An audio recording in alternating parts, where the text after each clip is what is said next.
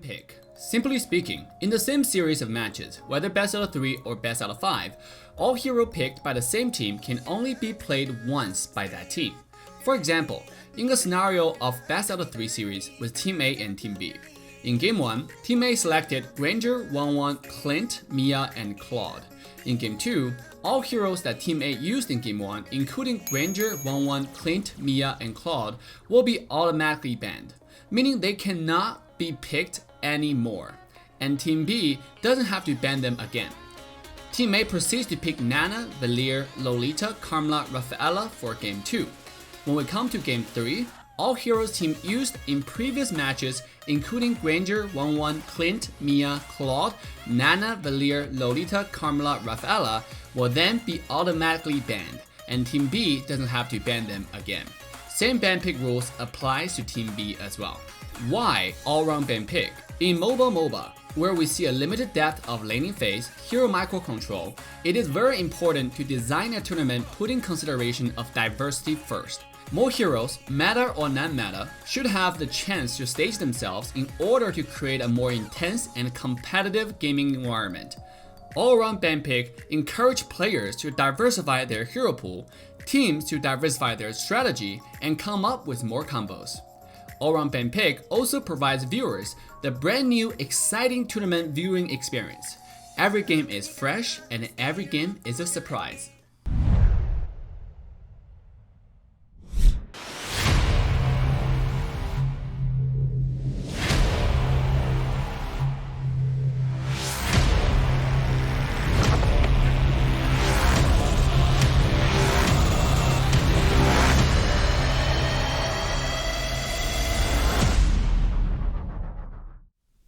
Alright, ladies and gentlemen, welcome back to North America Open Season Championship Day 3 for the group stage. I'm once again Assassin Dave. Today we got some exciting matches for you guys. Rainfall versus AV Eternal, A versus Akatsuki, as well as Dark Force users versus Team F. And if you're wondering all the results that's been happening, there are a lot of results you can find online in aesports.games. All you have to do is go to aesports.games.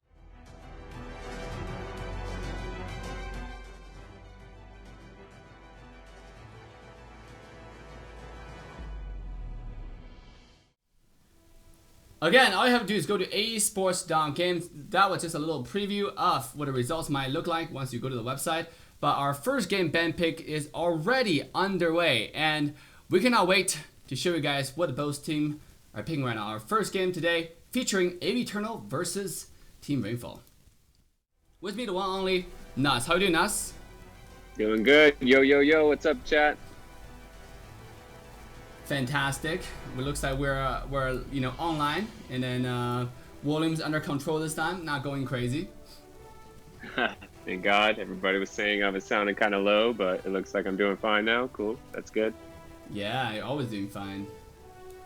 You still fine. You still fine. Let's look at the first game ban pick between AV Eternal and Team Rainfall. On the blue side, we have Team Rainfall. On the right side, we have AV Eternal. Yeah, we're looking like we have the Grok versus the carry, you know, Grok's worst nightmare, carry. It looks like the Team AVL is already looking strong with that pick alone. They wanted to get rid of the hyper carry Harith, it looks like, and the Ling backline backdoor against the carry. So it looks like they're probably going to just end up protecting this carry for her to run up through the game.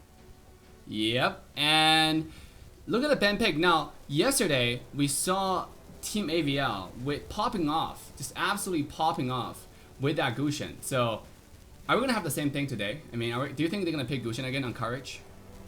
I feel like maybe if they feel a little bit behind, then they'll probably end up picking out the Gushin if they're down on some picks. Because remember, they did pick Uranus, they did pick Hylos on game 1, resulting in their tanks being pretty low. So they had to come up with some type of carry material that can get himself out as dive in efficiently. So we might see it, we might not. I don't feel too confident about them doing Gushin this time, but you know, you never know with these crazy picks that people be doing this tournament. I mean, definitely, we already see a Bane game from AE Assassin's Creed Esports yesterday, and they won against not any other team but Gosu, the North America powerhouse themselves. And then Sure, nothing can be strained. Obviously, guys, this is only group stage, so running best out of 3. Okay, best out of 3. You can still get to use a lot of luxury heroes, but as you guys saw in the advertisement on what all-around ban pick is, once we get to the group stage, I mean the final stage with best out of 5 and best out of 7, you will see the power of all-around ban pick unleash itself to all of you guys. You will see the power of really this power of this ban pick mode. So we're coming to the second round of ban pick. Really, if you look at oh, another poke, Valier. Yeah, Valier is super strong. I don't know why that the enemy team AVL did not ban Valier, because that's gonna reduce their engage by a lot. Yesterday was the first loss that I've seen with Valier in this tournament. So, you know, the percent is still pretty high with Valier. You know, he's definitely a powerhouse when it comes to this. But Valier and Selena, I don't know if they're going to use Selena as the main mage, which ends up falling off mid-game.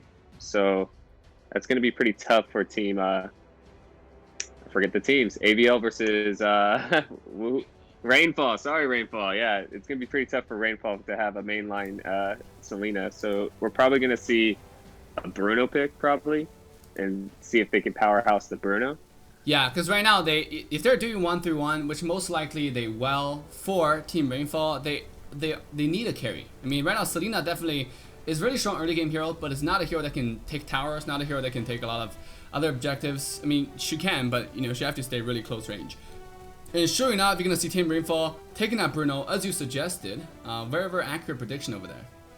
Ooh. Oh, it looks like maybe a Claude or Bruno, both very viable picks on this hyper carry. We've seen Bruno backline and kill a lot of, do a lot of damage. Not necessarily kill it sometimes, but he does do a lot of damage when he does engage. Yeah, on the other side, Team AVL gonna go ahead and take carry to counter that tank Grok. They do have a little bit of poke himself. They have Nana as a mage. I mean, they have something like Sylvana as a mage. It's not the best mage choices, but I mean, I think they're viable. As long as you have the poke, you're ready. For Sylvana, I think it's mainly to lock down the Grok, because it's very likely that Team Rainfall will run a Grok side lane. Yeah, like I suggested before with Sylvana, you want some high burst when they are locked down. So Nana ult with Sylvana ult will definitely stun them for a long time, definitely do quite a bit of damage. And, you know, another viable pick with Sylvana would be Valier. And also Xborg, which I believe they have. Yes, they do have the Xborg. So they're definitely going to be comboing ults here on this game, I believe. As both teams are getting ready for the ban pick in game, we're loading the lobby right now, and you see the first game ban pick. Now, who do you think has a upper hand on ban pick here, and why? I do believe that AVL has the better pick. It's just solely because carry versus Grok. Grok hates carry. I do want to see possibly Grok have flicker or sprint this time, because he cannot stay in the fight for too long when there's a carry involved. He needs to get out. He needs to supply some type of CC and then just get out, because he cannot stay in the fight for too long when there's a fed carry on the field. Yeah, absolutely. Now, talking about the ban pick, the pick fighter-wise, for Team Rainfall, they do have Jawhead. They do have Claude, who can kill the carry in the backline. They have quite a bit of fighter or assassins, because Claude is not a traditional marksman. A lot of people will confuse Claude with, you know, a marksman like Layla. Not Layla, but any other marksman like Carry, who hits the front line. For Claude, is more of a marksman that was to kill your backline directly, thanks to his mobility and ultimate. Well, I believe Carrie's probably going to only use her Purify when it comes to Jawhead. If she can just dodge Selena stuns, I think she'll be safe. You know, we seen yesterday Tybasol got stunned by Selena twice, but yes. Tybasol had some coverage where Selena didn't even want to go in. I don't know, maybe if the wall was too thick for her to dive through, but it looked like she had all the opportunities to get Tybasol, but was just a little bit too scared. Yeah, I think it's most likely the wall. Right. So, but yeah, both teams are loading up. Before we get into this exciting matches of both of this incredible games, we do want to acknowledge our wonderful sponsors right here. Now, Gamerhub is our competitive edge for gaming. Gamerhub offers guides, tutorials, walkthrough for a variety of games, including your favorite game, Mobile Legends. Gamerhub is detailed hero information, up-to-date tier list, and stay competitive and stay good at gamerhub.gg. Now, Again, that's gamerhub.gg. You can also find the link in description. Are you a proud pet owner? Now, have you ever wondered how to make your little cutest one stand out among all the others? Well, K9 & Co. got you covered. K9 & Co. has everything you need from pet clothing to accessories. Dress up your pets in the latest, hottest fashion trends. They got overalls, they got hoodies, they got cosplays, suits, everything you can dream of. K9 & Co. have your covered. They have everything you need from pet. They have everything you need to keep your pet warm and comfortable. So visit them now at k9andco.com. You can also find the link in description. Last but not least, if you want to keep up to date with the latest North America Open Season Championship results, make sure to go to aesports.games now. That's aesports.games. You can also find the link in description as well. Not only will you see overall results summary for Group West as well as Group East, respectively, because we have 2 groups, you can also see the game details among all the teams, exactly which team, how do they win against the other team. Is it a 2-0 landslide or the 2-1? So once again, guys, go to aesports.games to find out the detailed results right away. So with that, guys, let's quickly come to our in-game lobby as our game is about to get started. Yeah, I'm kind of curious on how they're going to make this Claude work. You got a lot of single target players on Rainfall, so to get this Claude, it looks like he's probably just going to have to combo it with a Grok ult, maybe a Valier pushback. But I think Bruno was more of the viable pick when they wanted to carry a Bruno because of all their single target heroes that they have. Yeah, definitely. I mean, I just wonder, every time I see a Claude, I just get a little bit scared. But for Claude, this Claude does have a lot of early game hero to help him path through the very weak early game before the first item. So this hero can just peacefully go to the first core item, Demon Hunter Sword, and then Golden Staff to eventually carry the game. Yeah, I just want to make a note. I'm pretty sure these guys are even on the brackets right now. I believe they have 2 wins, and I think RFL has a couple more games, so it's 2-2 RFL and then 2-1 AVL. So they're pretty even right now. It's just that RFL just played a couple more games. Yeah, AVL, like you said, AVL has 2-1, Rainfall 2-2, but they play the one more game. Today, we'll decide who goes to 3-1 or who goes 2-2, and the other one goes to 2-2. So it's definitely a game we're paying a lot of attention to. And once again, guys, this is North America Open Season Championship, and we're watching the first game between AVL versus Team Rainfall. I'm your caster, Assassin Dave. With me, the one and only NOSC. Yeah, a lot of these teams are starting off with the brawl match. I kind of like how they started Claude with buff this time, just so he can get that level 2, get that farm down mid. It looks like he got interrupted a little bit, so he couldn't get the farm down mid, but I think they're going to contest this blue right now. Yeah, it seems like Rainfall is coming to the blue buff. Stun connects, but it's on Maki with the shield. They're still going for the blue buff, which will be secured by Darius Flame Shot right here. Waffle in the front, taking a little bit of damage. It's a 5 versus 5 down here. Look at that Grok first ability, getting everybody low. Darius does have the passive, and he's able to dash away to safety. Not going to be enough. Burned alive. From Valerius. The passive. That's definitely a rare case. You don't necessarily have that burn last for that long, but yeah, it did end up killing the Nana. I like AVL's strat right there. They said, hey, let's get level 2s. Let's then engage on their red when we're mostly level 2 here. Then we'll have the advantage on this engage. Yeah, with that engage, that will give Rainfall the first blood, and now they're gonna make a rotation to the top side. You can see they're working on the tier 1 tower. Swab is their marksman player, the main carry player. Look at his item right now, 822 gold compared to carry 845. Now carry is actually farming just fine on the bottom side. It's exactly trade on both sides. Both of the teams, I feel like they're fully even on their player quality, their player skills. So it's just really a contest of who can execute their game plan better on the top side. The entire team Rainfall is still pushing to the tier 2 tower. This might be a little bit hard as tower protection has just kicked in. And it's going to be a little bit impossible right now. Mahi's going to burn his shield, but stay back to the tier 1 tower and stay safe. Yeah, a lot of mirroring here. You want to get that first tower down. You want to open up the map in cases. It doesn't look like, besides RFL here, they have the split push Jawhead, the ones that stay in the lane, keep the lanes pretty cleaned up. AFL does not really have that kind of supply. They have a X-Borg, but X-Borg's probably going to get peeled off a lot more than the Jawhead because of his escape compared to the Jawhead. Yeah. And the one thing I do want to mention out here for Rainfall, they are playing Sleepy as mid lane. You know, they're playing Selena as mid lane, where contrary to what you see quite often, we're popular in SEA. Selena is mostly played as support. Speaking of that, is Hilo being engaged on, beaten up, and taken low. Not low enough to be taken down, though. 1 HP without a front line for Team Rainfall right here. Team AVL. Team Rainfall can just walk through their jungle, just raid everything available. Sure enough, Sleepy will take the blue this time. No flame shot available for the Nana to protect that blue buff. And Rainfall will continue their aggression onto their opponent territory. Yeah, I'm just hoping that they give Claude enough farm, meaning that this Selena being the main mage, they want to give Claude as much farm as he possibly can. But I think they're just trying to supply him the early game so he can come in clutch at the very end. And this is what the game plan looks to be. Yeah, Rainfall is sitting at 1800 gold, where Rainfall's marksman compared to AVL's marksman, they're sitting at a similar gold and similar items.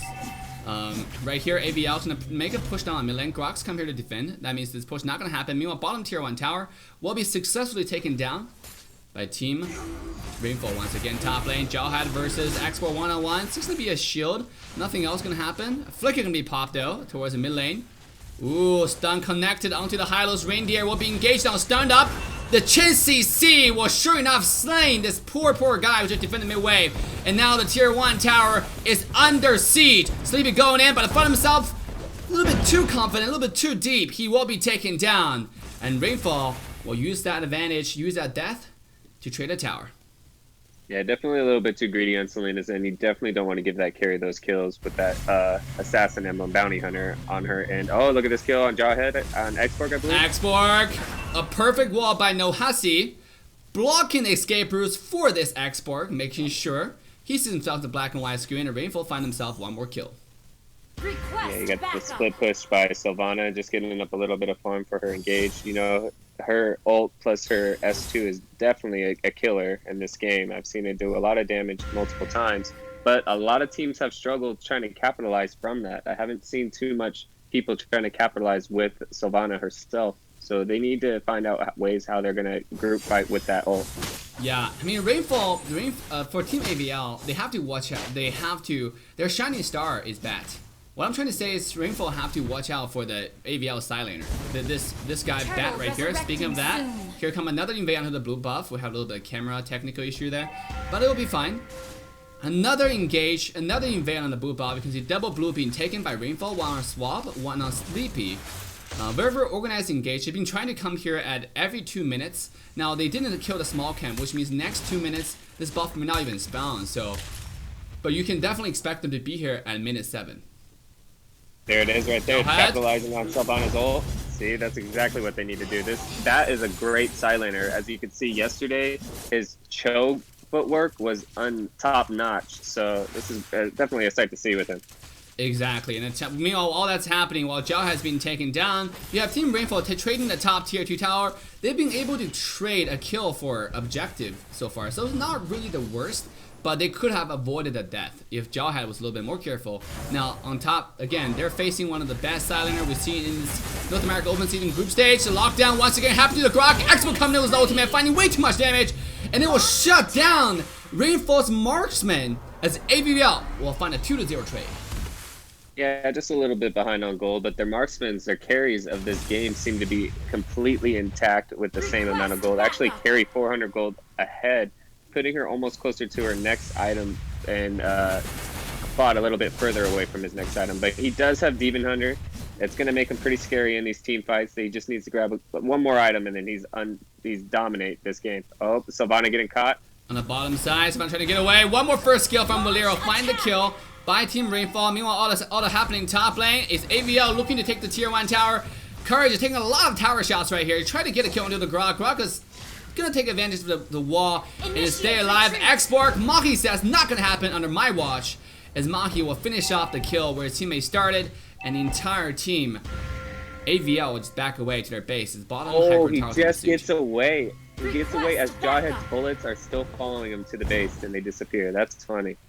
Yeah, well, sometimes this is, Destiny doesn't want you to die. It wants you to keep you alive. So look at that total goal right now. It is leaning towards Team Rainfall's favor with a 3,000 goal lead. 7 minutes into the game, that's not a lot, but it's definitely something you still have to watch out for. Maki taking very low, 1 HP now, with a Silencer now low. Once again, Rainfall has making their invade into AVL's jungle. This game, Rainfall has just been on their games.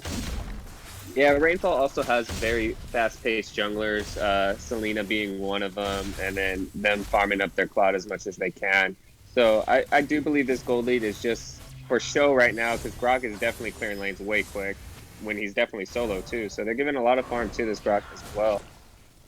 Let's take a look at Grok's items. Speaking of Grok, he's sitting at 4,300 gold. You know, to carry it, already finished. Oh, speaking of carry, being able to carry the game, this is Jawhead shutting the dream and goes down for AVL. Solo killing the courage on the top side. The carry for AVL is down. This Rainfall making a move into their base, high ground tower.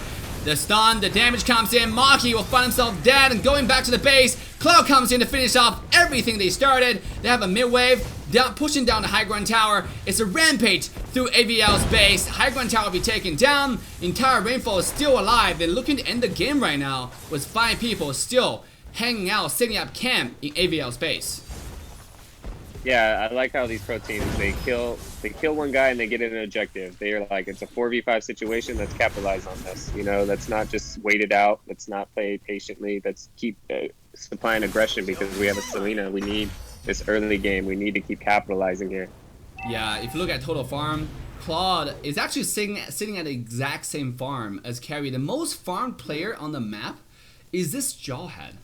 You gotta pay respect to this Jawhead. Now, this is the game. Well, this is the game where Bat find its own, you know, rival here, right? Ognimod. I always have a problem pronouncing Ognimod because it's not traditional. Ognimod. But yeah, he's definitely beat his rival. It's just with Sylvana, you don't want to be caught really solo in these situations. You want to be able to combo your ult with your team. You know, you want to be able to fight as a team with that hero, get their ult combined with them, and get that huge team fight, which could still possibly happen. Yeah, because if you look at Team AV, Team Rainfall, Team AVL's team fight potential, they have the ultimate from Bat, who can engage really well, you know, on single target. They're not so sure who to use on right now, because this is mostly used on the side lane. If you can land and engage onto Claude, and then Export jumped in with the ultimate and just lock and then kill Claude down, that might be something to look for, because Claude, remember, the reason why Claude is able to farm fairly fast early games is because Claude actually took Retribution as a battle spell. Now, he doesn't have a Purify, so if you lock him down, he's sitting down. Definitely high risk, high reward here, and it seems to be paying off so far. But any engage without the Purify will get him killed. Also, if he engages himself, he could just get stunned in the moment and end up dying as well. Exactly. Now AVL, they're just setting up. They're just defending their base. They're not going outside. They're not actually trying to go out and make a play. They're trying to make sure the Lord is killed, because Lord had just been finished by Team Rainfall right here with the Lord. Rainfall is looking to end the game right now to you know, establish their control in this best out of 3 series. To take down the first win. And now remember, this is only level 1 Lord, so there's a really good chance that AVL can just take it down, because they do have someone like Carry who's able to shred the tanks. Look at Carry's items. He already finished Endless Battle. He already finished Golden Staff. This guy is fully stacked. It looks like Grok took the advice from all the carries around. He brought Flicker. He wants to engage and disengage. I'm kind of confused about the Flicker Hylos here. He definitely needs to keep his team alive with the Revitalize on some fights. It's like his core spell, but you know, people have been changing it up a little bit. Bottom high ground tower has already been slammed and demolished. And here's Export try to clear the wave, and Lord with the ultimate. This might be a little bit too risky, using the ultimate just on the Lord. He does have immortality though, means he will die and come back alive. Cloud uses the ultimate, just shredding the HP of the entire team AVL. They hold the line for now, but there's another wave coming in. Maki staying in the front line, expleting the shield. The carry is still alive. Claude is throwing the damage onto the entire team of AVL. The wave is in. They still have a cannon minion. They're hitting the base. They're hitting the crystal. And Team Rainfall will take game 1. Yeah, it looks like Team AVL was just splitting up their ults too much right there. And also, if Hylos, like I said, had Revitalized, he would have been able to keep his team right there to defend longer than just having them retreat back to heal back at base. Definitely, if you look at the total score and total damage dealt, Carry being the hyper carry for Team AVL right here, but still just can't find any luck in those fights. The front line keep on dying too much. 0, 2, and 3. Out of 6 deaths, that's 33%. If you talk about the numbers, there are not so many kills happening in this game. Team Rainfall is heavily focused on the objectives. They're able to secure all the turtle. They're able to secure all the towers. So after one objective to another, exactly how competitive the game should be played. So Nuts, what do you think AVL could have done better in this game? Yeah, like I was saying, they needed to synergize their ultimates there. They had the team fight potential if they could just supply it, even if it was to get one kill. Like, they needed to do that, back off, and then play aggressive when it was the 4v5. They couldn't stay in team fights because Hylos had the flicker. You know, he wanted to disengage instead of keeping sustain. I want to take a note that every time someone has changed Hylos' main item, Revitalize, then the game has not gone in their favor at all. They want to engage with Hylos. They want to stay in the fight with Hylos. They do not want to have to disengage with Flicker.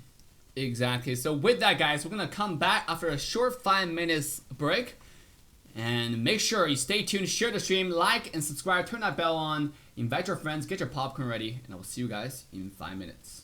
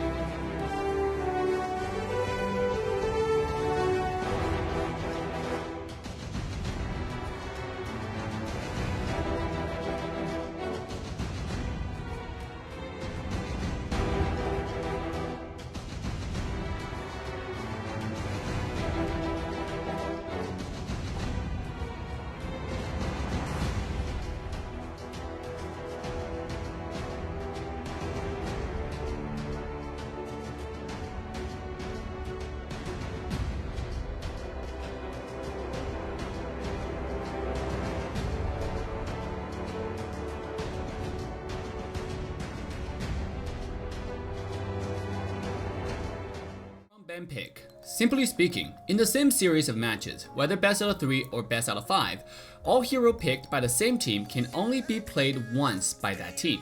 For example, in the scenario of best out of 3 series with Team A and Team B. In Game 1, Team A selected Granger, 1-1, Clint, Mia, and Claude. In Game 2, all heroes that Team A used in Game 1, including Granger, 1-1, Clint, Mia, and Claude, will be automatically banned, meaning they cannot be picked anymore, and Team B doesn't have to ban them again. Team A proceeds to pick Nana, Valier, Lolita, Carmela, Rafaela for Game 2. When we come to Game 3, all heroes team used in previous matches, including Granger, 1-1, Clint, Mia, Claude, Nana, Valier, Lolita, Carmela, Rafaela, will then be automatically banned, and Team B doesn't have to ban them again. Same ban pick rules applies to Team B as well.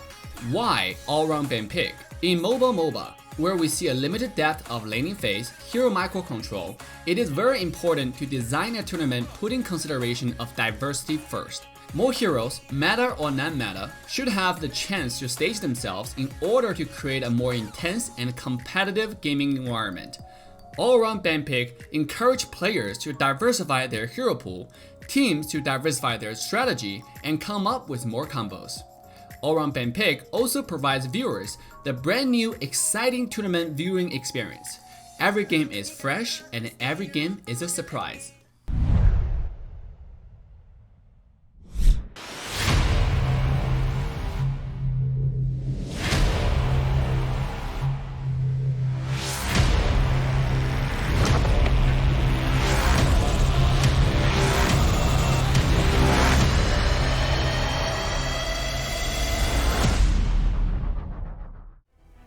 Alrighty, ladies and gentlemen, welcome back to the North America Open Season Championship Group Stage, Day 3. The second game between AV Eternal as well as Rainfall. This time we have first pick by Rainfall, and AV Eternal will take the second pick as the ban pick is already underway. Once again, your caster Assassin Dave with me, the one and only NOSC. Hey, how's it going, guys?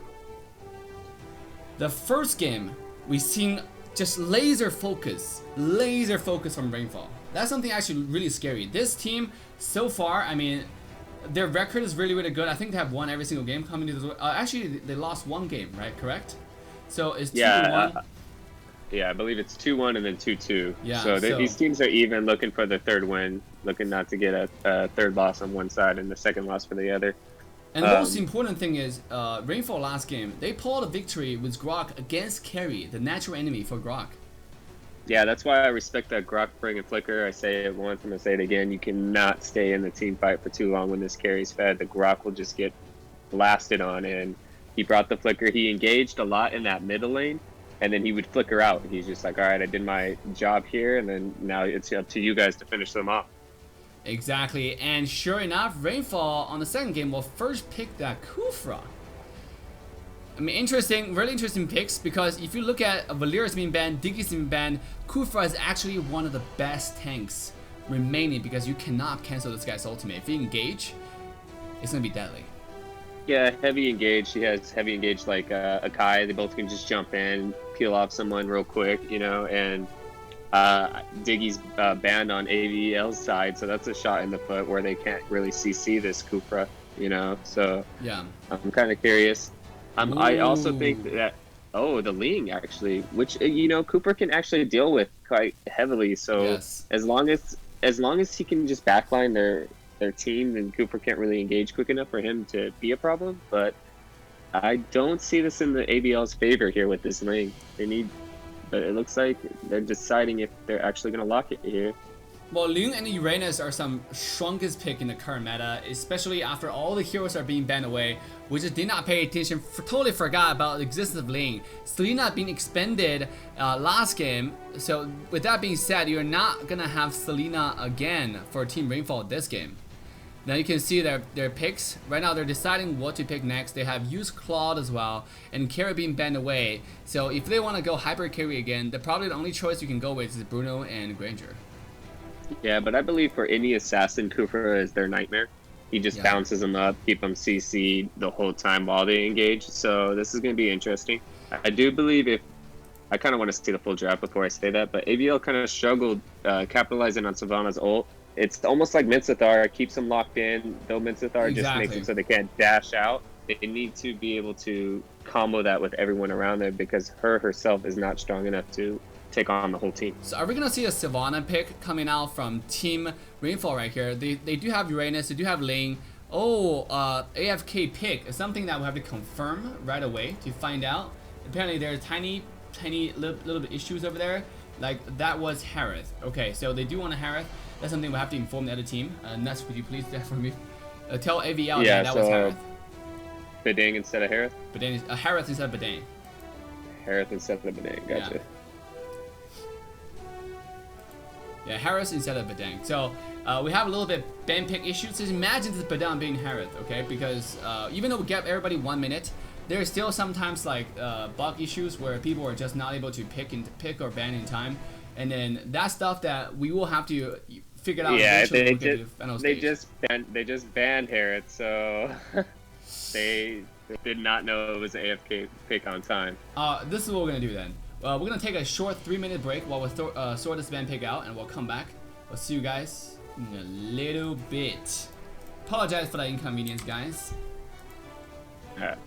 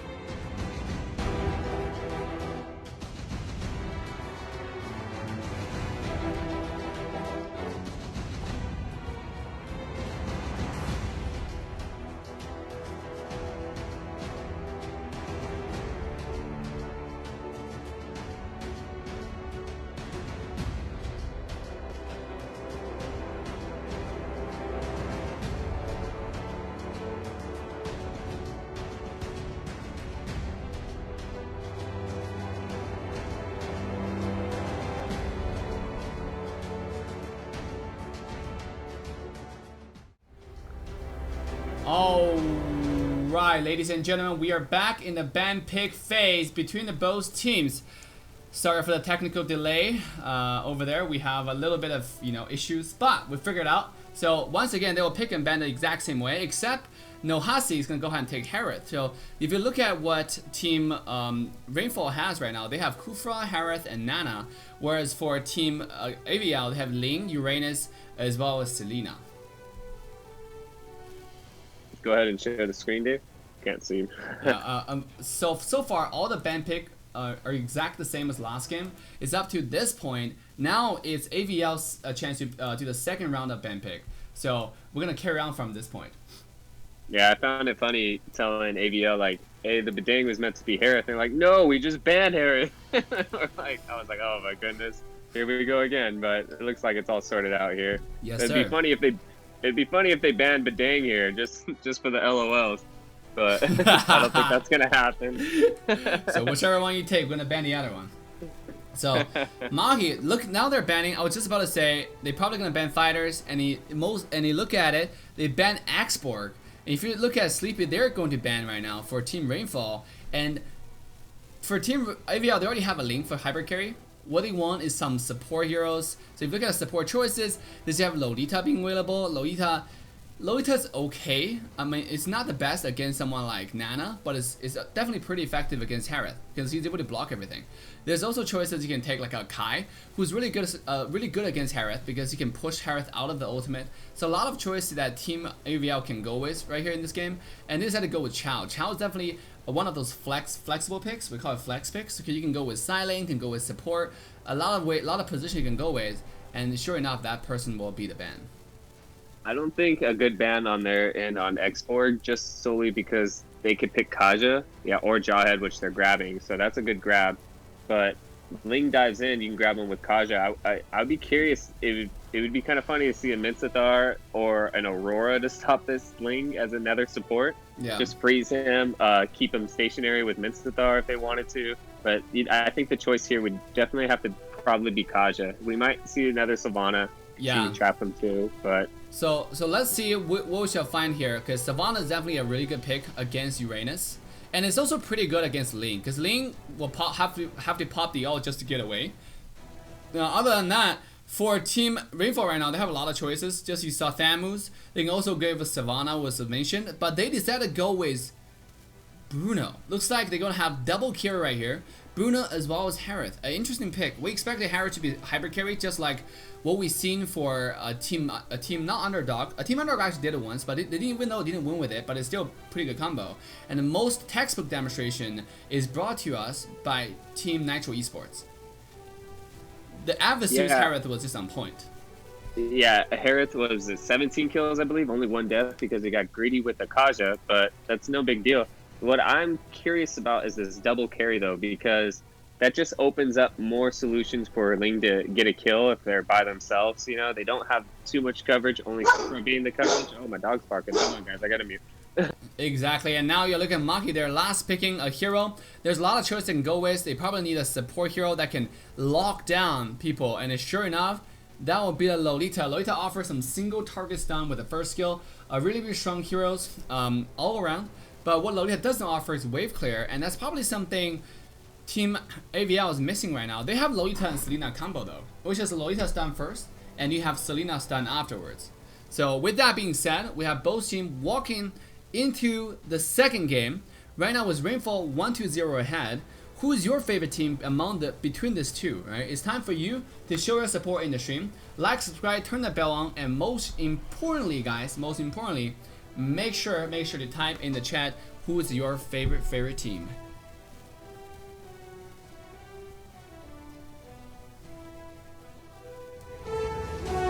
All right, Dave, go ahead and invite me. There we go. See it. All right, now who do you think has a better draft right here? I think that Team AVL has the better draft because this Ling can pick off the Bruno. He can pick off the Harith if he wants to. Yes, they can dash away, but all he has to do is just bait the dash. He baits the dash, then the only issue that he probably has is the Harith dashing away more than the Bruno can. But as long as the Bruno does not get fed by anybody, then this Ling can just hyper carry it like we've seen in game 1 with Akatsuki versus Gosu. Exactly, and while we're telling the team to ready up, we cannot forget about our lovely sponsors who are very generous and make this entire thing possible. So once again, guys, before we get our game started, I just want to do a quick shout out to our lovely sponsors. And now, first of all, is Gamerhub. Gamerhub is your competitive edge in gaming. Gamerhub offers guides, they offer tutorials, they offer walkthrough for a variety of games, including your favorite game, Mobile Legends. Gamerhub has detailed hero information for Mobile Legends and up-to-date hero tier list and so on. So stay competitive and stay good at gamerhub.gg now. Again, that's gamerhub.gg now. You can also find this link in description. Are you a proud pet owner? Have you wondered how to make your cutest little one stand out among all the other dogs or cats or whatever? K9 & Co. got you covered. K9 & Co. has everything you need from pet clothing to accessories.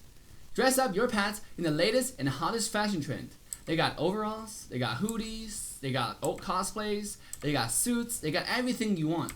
Once again, K9 & Co. is the only place you need to keep your favorite pet warm and comfortable. So visit them now at k9andco.com. Once again, that's k9andco.com. You can also find a link in description. Last but not the least, if you want to keep up with the most up-to-date, latest North America Open Season Championship results, make sure you head to aesports.games now. Again, that's aesports.games now. You guys also find our website in description. Not only will you see overall result summary for Group West as well as Group East respectively, you can also see the game details among all the games. So exactly what happened, what went down between the games. And once again, if you want to see the latest results, go to aesports.games now. Once again, the link in description. So with that, guys, let's quickly jump back into our game. Yeah, I think my dog was pretty excited about that dog sweaters that you were talking about. That's why he was telling you with his barks earlier that, hey, tell Dave to run that ad real quick. I want to hear it one more time. Exactly. That ad got, NOSC dog all excited and, roused. So very excited coming into the game too. I mean, you are confident enough to lay out a prediction here, NOSC? Yeah, I'm confident that AVL wants this win. They don't want to be the one to be behind Team Red Bull. So I believe that AVL is going to put out all the stops to take this win right now. Very politically correct answer. AVL wants this win.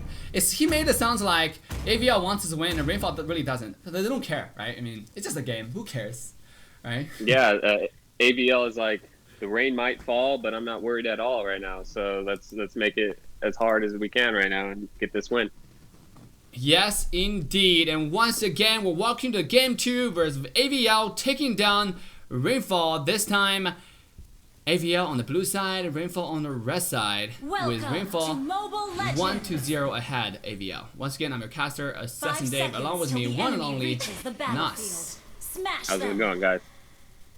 Let's see if they do the same strat. Look, they're giving the Bruno level 2 over here by red. I think they're going to check for the cut, which I believe Jawhead is. Nah, he's just going to stay mid-bush. So you got Rainfall checking for the cut upside, and I believe he's going to start with red. Yeah, he's starting with red to get that level 2 so he can invade, but I don't think they're going to have invade time. Oh, initiation from Bad right here, not going to happen. Yeah, just a little bit of poke. No one really wants a level 1 fight so early. They want someone to have level 2, then they're going to go in for it. Oh, look, AVL going in for their blue this time. But they only have 3 people here. Thamo is just starting to make his way towards. Look at that flame shot over and over again. Nana has the passive, but it's not going to save his life. First blood go to the AVL Courage, the assassin carry player. They're going to invade Sleepy's blue buff. Does he have the red tree? The throw comes in. No, Hassies will have to pop the flicker just to get himself to safety. Maki still standing in the front. He is Uranus. He didn't really give a care in the world. Look at Waffle. Tell me why he's the counter for someone like Harris. Continuous flip from Bad right here. Just keep on buying time until this lane will have the retribution. You can bet that they're probably gonna come back and invade Harris Blue once again. Looks like they're gonna actually walk away. Yeah, they respected it. Bat did his job. He's like, hey, I resetted that thing twice. They're already under farm. Now we just need to split lanes and wait till they get their buff, and let's get our own farm here and start capitalizing from that. Yeah, Courage is definitely the player to watch. If you're talking about AVL, the 2 star players has definitely been carried the games. The stun connects either Courage on the assassins, Gushin or Ling, or you look at Bat on the silent fighters, right? Zhao had Chao. Chao is on the point yesterday, and can he pull off the similar performance? Maki's mainly on the tank fighter role, playing the Uranus. Meanwhile, we have a 4-man Rainfall rotation to the top side. They do not have the wave just yet. The flame shot did not connect. You know, we see quite a bit of flame shot fan nowadays. Even Uranus start taking flame shot. Do you think it's such a good idea for Uranus to take flame shot? I like Uranus with Aegis, just to keep his double shield up, keep the sustain even longer. Flame shot Uranus is viable too if he's going to be in the team fights, you know, like he did. He pushed back Banana and then kept his team from continuing on with that kill. Meanwhile, look at Ling getting a kill. This is the second kill already. Courage already starting to ramp off his farm. He's sitting comfortably at a 1800 gold, 1900 gold, well ahead of everyone on Team Rainfall side. This is AVL making a stand, telling everybody, telling all the viewers here, don't count us out yet, because we haven't pulled out our best comp. Remember guys, this is all round ban pick. So if you lose game 1, that has nothing to say regarding like your performance, possible performance in game 2 and game 3. Now it's Rainfall coming to invade the blue buff. Nice flame shot from Maki. It's gonna buy some time. This is why you take flame shot, right? To push everyone away. And reset the blue in the making too. So he just gave his team the opportunity to grab blue here. Yeah, and now Maki to jump away. Nana's ultimate come in. The Kufra's ultimate come down. Waffle taking him very, very low, but stay alive in the last second. Maki may not be so lucky though. Meanwhile, Courage does secure his own blue buff. It's a 1 kill for blue. And Team RFL, Rainfall, will walk away with the dub. Yeah, they needed that kill on Uranus. Though it's not the biggest issue for AVL, they were able to secure the blue for Ling. Ling is definitely high needed of blue if he wants to continue having his energy stay sustained. So, and the Team Rainfall does end up getting the free turtle there. Yeah, Ling. Now, even if you got the turtle, you look at Ling's farm, he's still sitting at 2600 gold. 800 gold had the most from on the opposition side, which is the Bruno. You have to understand that if both carries get really scary in the late game, Team Rainfall does have Bruno as well as Harith. I mean, that's pretty scary. Whereas if you look at, you know, Team AVL, they have like, it's counting everything on Ling. They're putting all the X in one basket. Looks like Bruno is over here messing with the wrong tree almost. Look, Ling coming in. He does have that turtle buff keeping him alive. So. We have a tower trade from both teams right here. AVL does get top tier 1 tower. All at the same time is Rainfall taking the mid trade on the tier 1 tower as well. This is, in my personal opinion, humble but largely correct opinion. I think Rainfall definitely walk off on top with that trade. Maki tried to get away, gonna get Nana ulti here, taking a lot of damage. Can't even pop that ult before this guy falls and crumbles down as Rainfall will take 1 more kill, and now shifting momentum to their side, camping the top tier 2 tower. You can see Rainfall is heavily progressing on objectives. They're working on the tier 2 tower on the top side. Ling will have no choice but making a rotation to the bottom lane, but it's a Samus they're dealing with. The lane's not even close to here, and he want to get this kill. The Purify comes out from Ognimod. Can he stay alive? He didn't dash away thanks to the ultimate. This is the reason why Samus is one of the best fighters in the game. You just cannot kill this guy. He doesn't even have something like Vengeance. Yeah, yeah. With the mid lane turret being down for Team Rainfall, that opens up more of the map so they can invade more of the jungle of Team AVL here. It's looking like they're going to be in trouble just because of that. Blue's coming up here shortly, and they did end up getting it from them. Yeah, Rainfall take that blue away from their opposition. Without blue buff, it's going to be really hard for AVL Courage to actually be as effective as he was, because this Ling, without energy cost reduction, is not going to be able to dash many times. It costs about over 30 points of energy just to dash once on the wall. So it's going to take you like what, 2 to 3 dashes to run out of energy. Now it's Courage being engaged on, have to pop the ultimate just to stay alive right here. Jahan find his way into the team fight. Gonna be turned into Manila right here. Everybody have to flicker just to get out. Nana, Lolita is taking a lot of damage. Not in the back to throw as much as he could, and Rainfall will secure the turtle once again. And now not only even up the scoreboard, even up the kill, even up the goal, they're actually coming back in the lead. Yeah, Team AVL definitely needed that blue buff. It's almost as equivalent as a walking Fanny with Ling with no buff here. He just needs to pick out farm and just play it slow now until he can get that blue buff again. You don't necessarily need it at level 15 because by then you're pretty farmed to do some kills by yourself without as much energy, but it's definitely not at that point yet. Oh, stun connects. Now this is interesting because Jawhead is pinned on the bottom side. You have everybody pinned him on the bottom side. Rainfall not only want to invade your red buff, now they're going to try to invade your blue buff. This will be successfully taken by Team Rainfall. And then they have 4 Mark Jawhead. Might put himself in a little bit of trouble here. Gonna try to, you know, run away with the second skill. It's gonna be fine. Uranus. Can't even check that. Bush bottom lane has a wave of cannon minion coming in. Uranus will be knocked up and stunned up, taking very low. The minion still alive. Bruno just finding the damage, slowly but surely chipping away the tower's HP. Ling waiting for the next blue buff, but the entire team, Rainfall, is already ready in play. You can see right here, Kufra is in position on the wall, and Ling sitting on this wall being discovered, but nothing else can happen. Ling is going to go ahead and recall back and hand this blue to Rainfall's pocket. Mahi though might have to pop the ult. Look at the waffle doing work right here. Mahi cannot stay alive, and he will be slain as Rainfall finds one more kill from AVL's roster. Ling jumps in with the ultimate. Can he find a kill? Can he kill the Bruno? The shutdown comes in and Courage will get himself away. Can he find a kill number 2?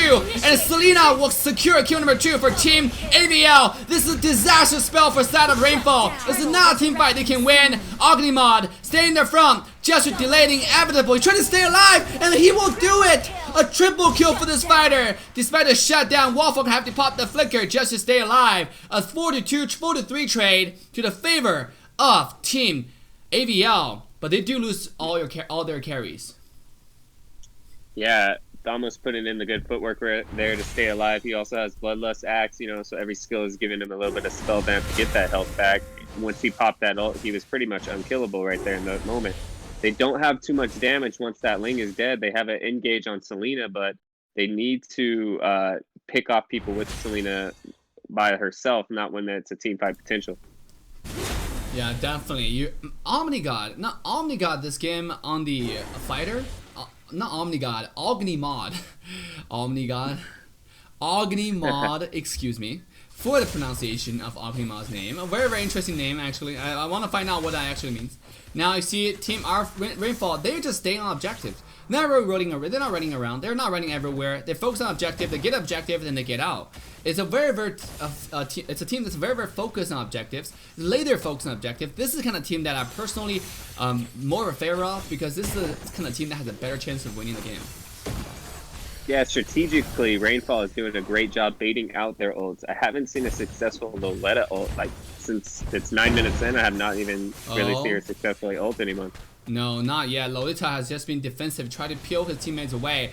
Because right now, Rainfall got this game under control. They're taking the pace of, they control the pace of the game. They're taking every objective. And then for Team AVL, they're playing on their back foot. You know, like, they cannot really secure any objective. They're giving up, including their own blue buff after the first blue. Look at Kufa in the backline, though, knocking 2 people onto the wall.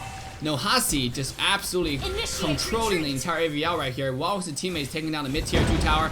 They're gonna brute force their way to take this tower down and catapulting themselves to an over 3,000 gold lead 10 minutes into the game.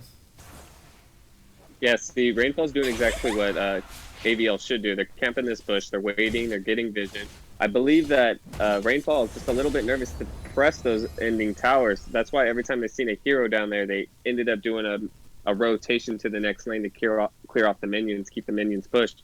So if Team AVL were to camp out a kill during their rotations and Loletta were to do a successful ult, then they can all engage on top of that. Yeah, absolutely. But right now, at this point of the game, guys, it's no longer babysitting the Harith and Bruno anymore. It's now the hyper carry time. I mentioned it before the game started. Rainfall has 2 carries, it's Bruno and this Harith. It might be difficult of who gets the most farm, but looks like both of them are gonna get a lot of farm, right? You have 600-700 gold onto the Harith. You have over 7,000 gold onto the Bruno. Courage still remain the most farm on the map. A very, very good player, like I said. The highlight, the star for Team AVL right here. Definitely carrying his team on his back. He's able to carry to the farm, get enough farm, because right now he's working on Blade of Despair. If you get Blade of Despair, there might be an opportunity you can one-shot the backline. Meanwhile, look, the objective focus from Rainfall once again, already working on the Lord, and it seems like nothing gonna stop it!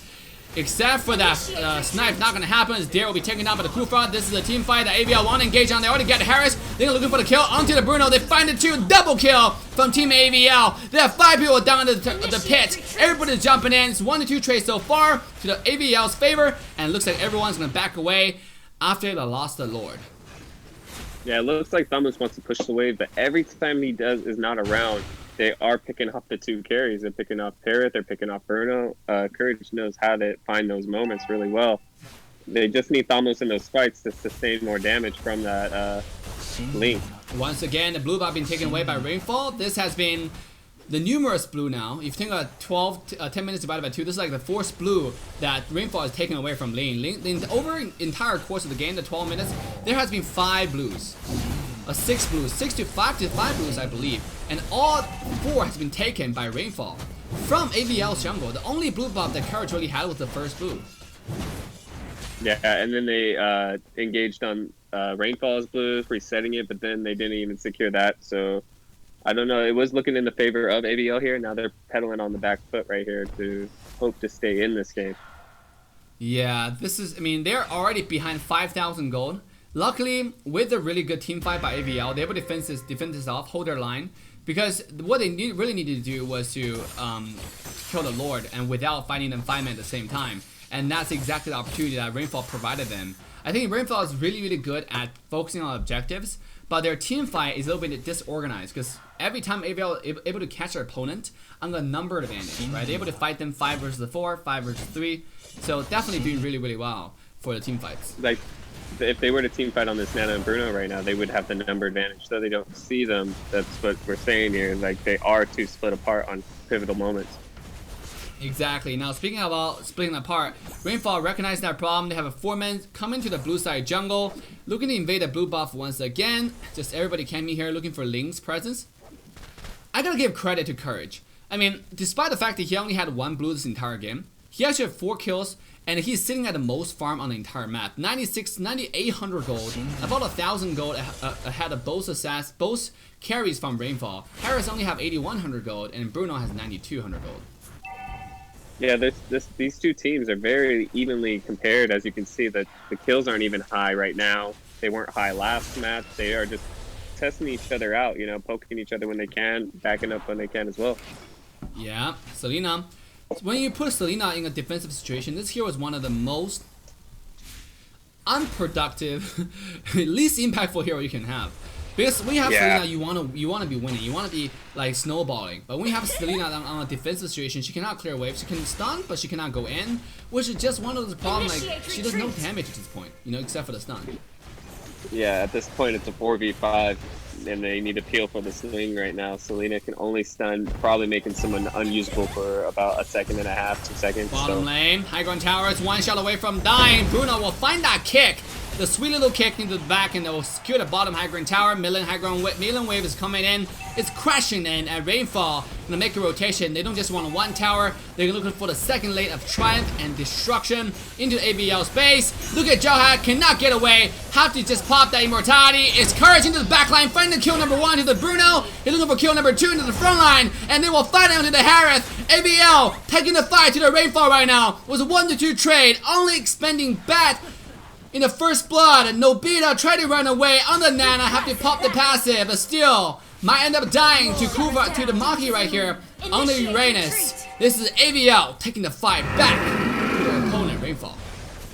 Yeah, but Rainfall did a good job. Oh, look at Uranus getting caught up right here. It's pretty tanky, just probably going to end up poking him a little bit. Yeah. They don't want to spend too much time on him, but Rainfall does have the minions pushed, so they're going to have a hard time getting a lot of towers here. Maybe just get this mid lane one. With 3 people taken down and Kufa defending mid tower, it seems like AVL have their eyes on this prize. You know, they definitely want this Lord right here. Might be their only saving grace. Taking 1 tier 1 tower might not be the best to actually get them out of the situation they're in, but getting this Lord might just have. And now talking about the Lord, who's going to take it? Ling was an accurate retribution. Have to pop the ultimate just get away, but this is entire team AVL on defense, on retreat. Lolita is not so lucky as the entire team has abandoned his ally. Ling once again lost to the blue buff, where EG Bat will throw this Kufra bouncing ball away and get himself back to safety. Bottom lane, Looks like The they're wave is here. trying to finish it here. Oh, They no. want to finish it here, but Lord is coming up. This might be the wave that, you know, you can defend. Look at Link just on the side, looking for the poke with the second skill. Continue to get the entire team RFL low. Rainfall looking to push, but only have 4 people. Nana's not even here. Link's already looking for the flank on the back line. Kufa is looking to carry, to protect his backline. Ling gonna jump in with the ultimate just to get away, protect this wave. Might not be enough. Maki has been taken down. The stun connects onto the Kufa, who has immortality. 2 people taking down the base right now, and Rainfall is looking to end the game in a dominating fashion, 2-0. Yeah, that was beautiful by them. You don't normally see someone defend the Lord at their enemy's base, which they did. They defended Lord. They had the wave push, then they ended up finishing the game. That was good gameplay by Rainfall, 100%. Wow. Once you have your eyes laser focused on objectives, what you're gonna see is very little mistakes that's gonna be made, and what you're gonna see is a very, very high energy game because your entire team is always doing something. They're always rotating. They always have a game plan. Where you see AVL, they're constantly on defense. You know, they lost direction kind of start off the game because they have some really strong heroes. I feel like they have a really, really good player pool, but what they're lacking is obviously strategy, game plan, like what they need to do on A, B, C, D. So hopefully we can see better performance coming from AVL into the future. But once again, big congratulations to Rainfall for taking the win and getting themselves 1 more points in this group stage. And it just goes to show any team that I predict that wins, loses. I'm sorry, guys. Don't hate me. Don't worry, we still love you, Nas. You're fine. You're still a contributing member of the team. So with that, guys, thank you all so much for coming in, tune in for AVL versus Eternal. Once again, Rainfall versus AVL, and Rainfall will take the 2-0 against their opposition. We're gonna go ahead and take a 40-minute break before the next game starts. And this is the next game you do not want to miss. It's Assassination Esports taking it on to Akatsuki, the powerhouse. The team that has been dominating the NA region for quite a long time. They have defeated the game, taken the game away from Gosu, from all those great teams in North America. And this is the game you definitely want to get your popcorn ready, your Coke, your soda. If you want to stay healthy, don't drink that, drink something else. But with that, we're going to see you guys in 15 minutes.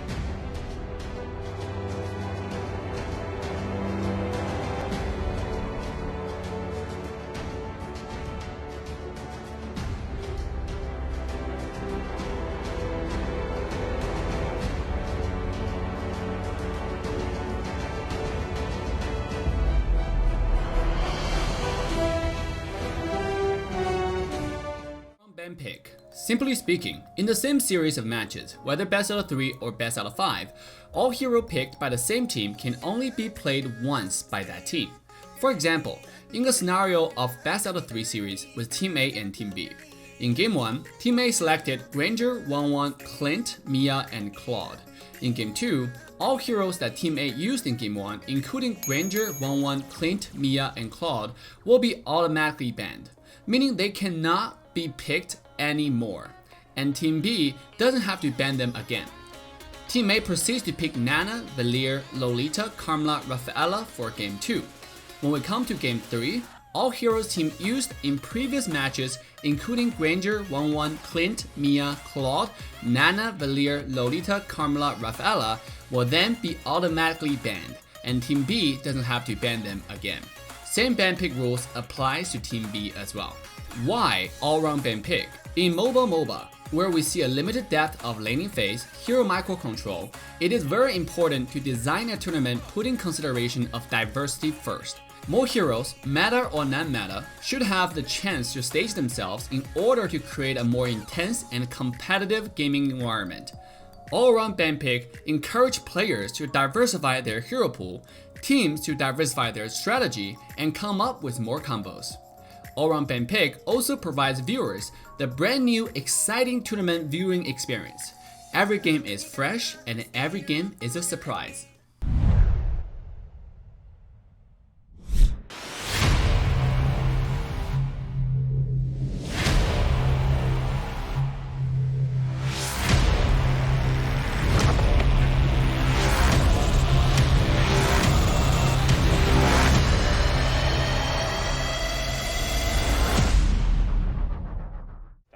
Alright, ladies and gentlemen, welcome back to North America Open Season Championship.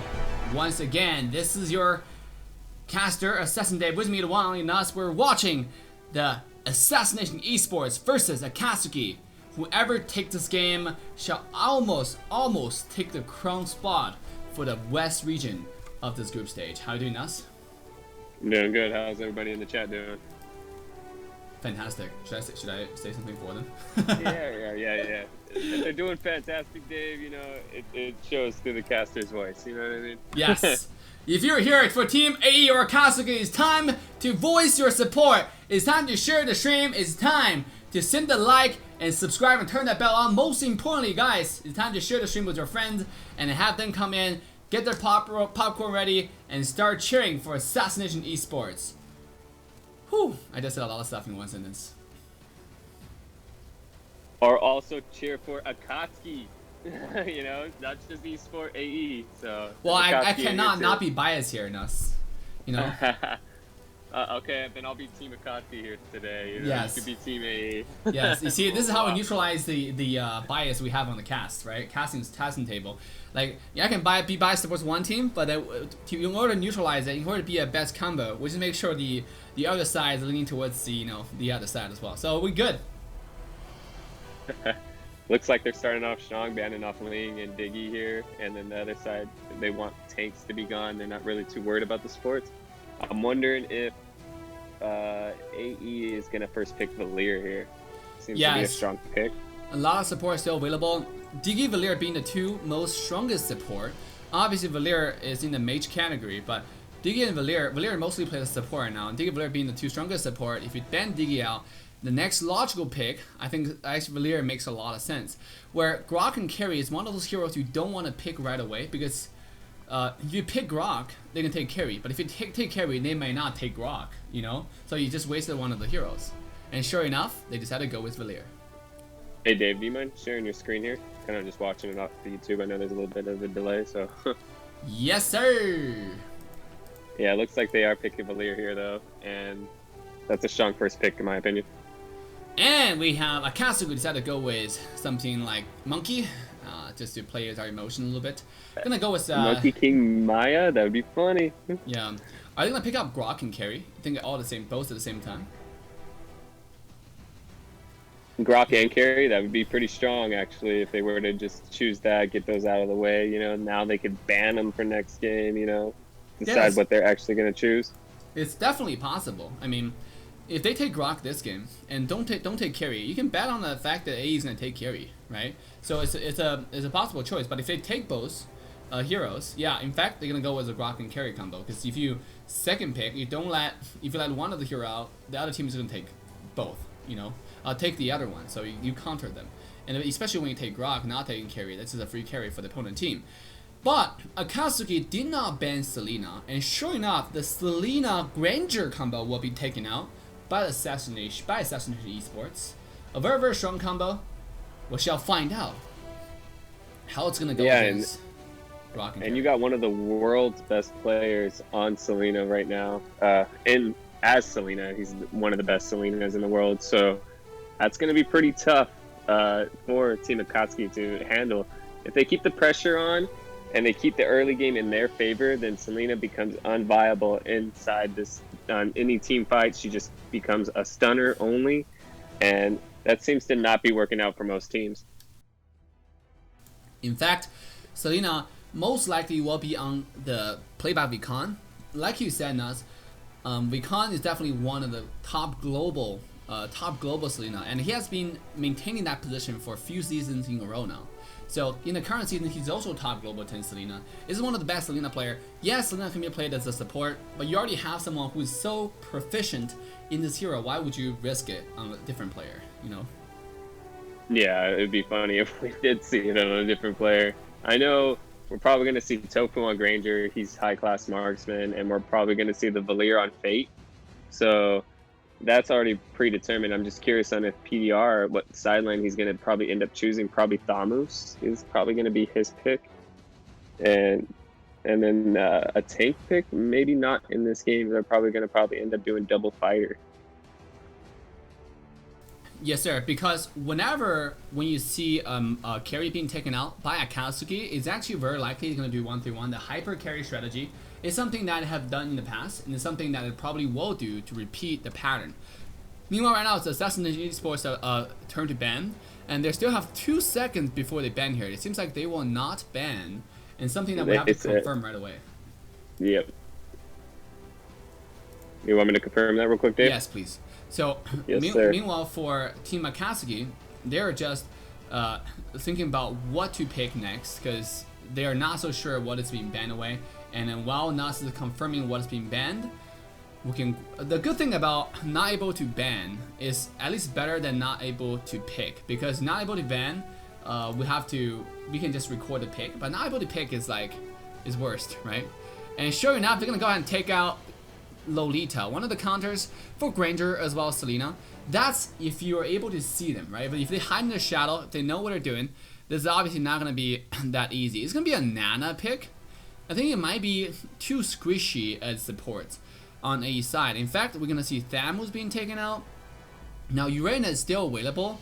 Oh, actually, it's been taken away already. And Sylvana is available. With that being said, you definitely need a front line for Team AE right here. They do not have a front line. You look at all this hero being still on the map, right? Who is available that can be taken out? The only choice that you probably can go with is something like Boxia. Is that something that Powerless is comfortable with? That's something that he can use very well now. He's been practicing that for a while, so we might be able to see Boxia coming out from AE side for the front line. Because right now they definitely need the front line if they decided to go with Sylvana on the side lane. Sure enough, that pick will be Boxia. Now coming to the last pick for Team. All right. Yes. Oh, sorry about that. So they said they were trying to ban Nana, but they were going to end up picking Nana, but they said it's fine that their third ban is not shown. They're willing to roll with it. Okay, so they're okay to roll with it. That's fine. And yep. Team Akatsuki is decided to go with that Kagura pick. Very interesting pick, guys. I mean, Kagura offers poke, and that's exactly what Team Akatsuki is missing right now. So they decided to go with Kagura pick. It's not yet locked, so we can't confirm that yet. But so far, which team comp do you like better? I like AE's comp. I think Akatsuki's comp is a little bit too slow for me. They're going to have to really supply a lot of time for this carry to start picking up during the game. So I think AE has this one in the bag, even though I'm rooting for Akatsuki all day. But, you know, my predictions have been wrong, so I kind of want to vote for AE just so they lose and Akatsuki wins. You know what I mean? Just trying to play some mind games here. Yes, and we'll find out, right? Because right now, both sides are getting ready to jump into the lobby here. I'm gonna go ahead and just invite them real quick so all the players can come in real fast. But I gotta say, you know, Akatsuki comp looks really good as well. I mean, they have some really strong players on those heroes. And then you have Lolita who can block the damage from Selena, who can block damage from Granger. Hopefully they don't stack. Usually it's Selena land a stun, and then Selena land a stun, and Granger will come in and do a lot of damage. But if you have if that stun person is not Lolita, they're gonna jump in front of the teammates and use a shield, raise a shield, and block all incoming damage. Yeah, she definitely counters Selena's stun. She definitely counters Granger's S1. That's a good pick on that. And I only like to have a Kagura when I'm actually against a Loletta because her shield is just unviable. The umbrella just goes right through it. So I guess the combo is not really bad at all either.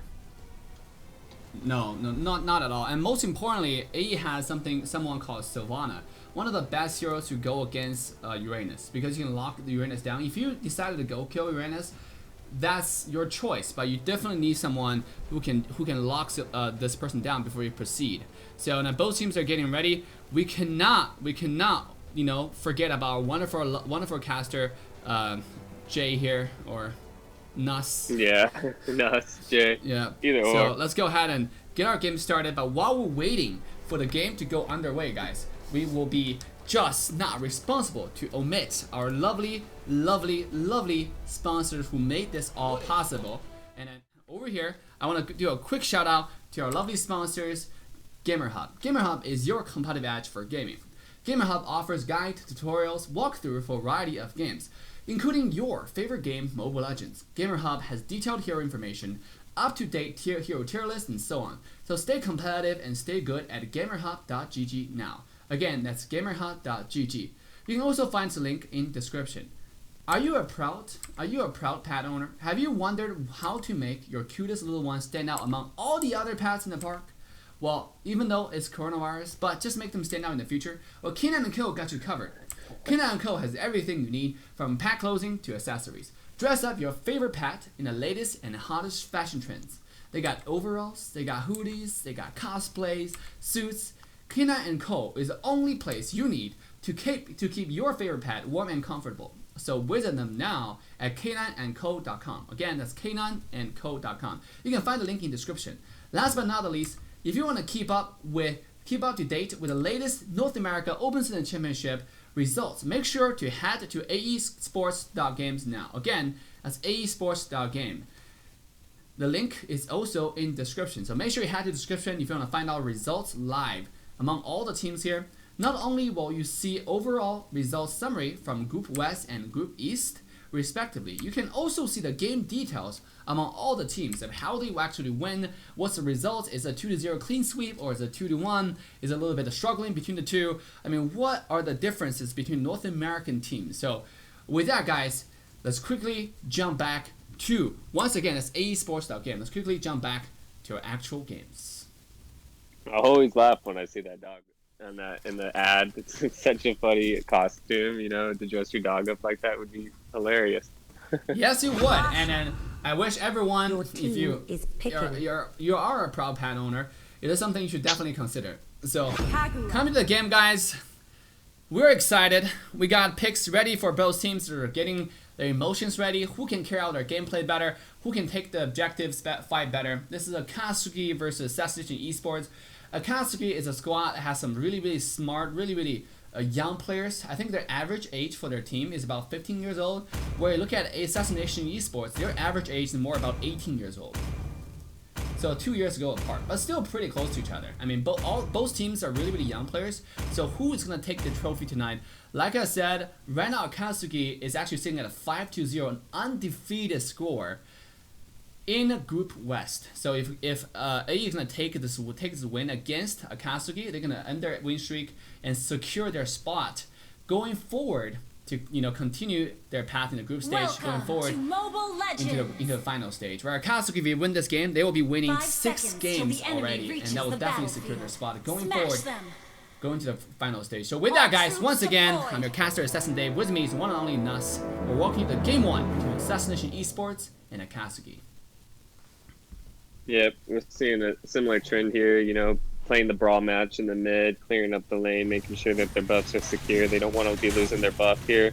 You got Carrie actually clearing the mid by herself. At any moment, AE can just throw a stun from Selena and end up killing her. Well, that's if that Selena stun lands, and sure enough, Apple Ninja Turtle gonna go ahead. They're gonna go ahead start a blue buff to make sure the blue's not invaded, but AE seems like they want to invade the red. Knowing that Carrie did not go for the red, it's gonna be a trade on the jungle, or are we gonna see a defense, a skirmish on the top side? The stun, the damage comes out. Oh, flame shot outside of the bush here. The red buff will be taken out. Seems like by Team AE on the Valier over there, doing a little bit of damage. The flame shot comes out. Yeah, PDR rotating to the top side already. Stun did not connect, but AE gonna secure the red buff and start out with 3 buff, as now they're gonna rotate back to their own red. I almost want to say that was a misplay. I'm pretty sure AE didn't want to push it back, but maybe just supply damage with the flame shot and end up giving Tofu the red. But, you know, if you steal the red regardless, it's always beneficial for your team, so... Yeah, because AE, if you look at their total battle spells, they have 3 flame shots. Like, that's a lot of flame shots, you know, that's a lot of poke. If that poke connects, Reckless into the back line, it seems like 4 people on top. They want to try to take to the tower right here. We might have a equal rotation. We kind of already spotted this Grok in the back, and they're looking to dive in right now. Everybody's trying to get away. Can they land a stun? The top lane does not have a full wave. Now, you have Powerless looking to engage back onto the lane. He will find engage right here. On the stun connected. Greater coming with the ult. The damage onto Apple Peace Lover. Taking very, very low, down to 1 HP. But as if he can't, will be taken out first. First blood to the carry, and everyone from Akatsuki will stay alive. What a wonderful turnaround by Team Akatsuki right here, but everybody will remain low to try to get away here. The recall will not be interrupted by Fear the Bush. The top tier 1 tower is under siege. The pressure comes from Assassination Esports. I almost want to say, Dave, this is the first time we see live that they aren't trading towers, that they actually decided to defend their top, and now that there's no really pressure on the bottom besides Uranus always doing what he's doing, clearing out the lanes by cutting it. So AE defending the tower here this time.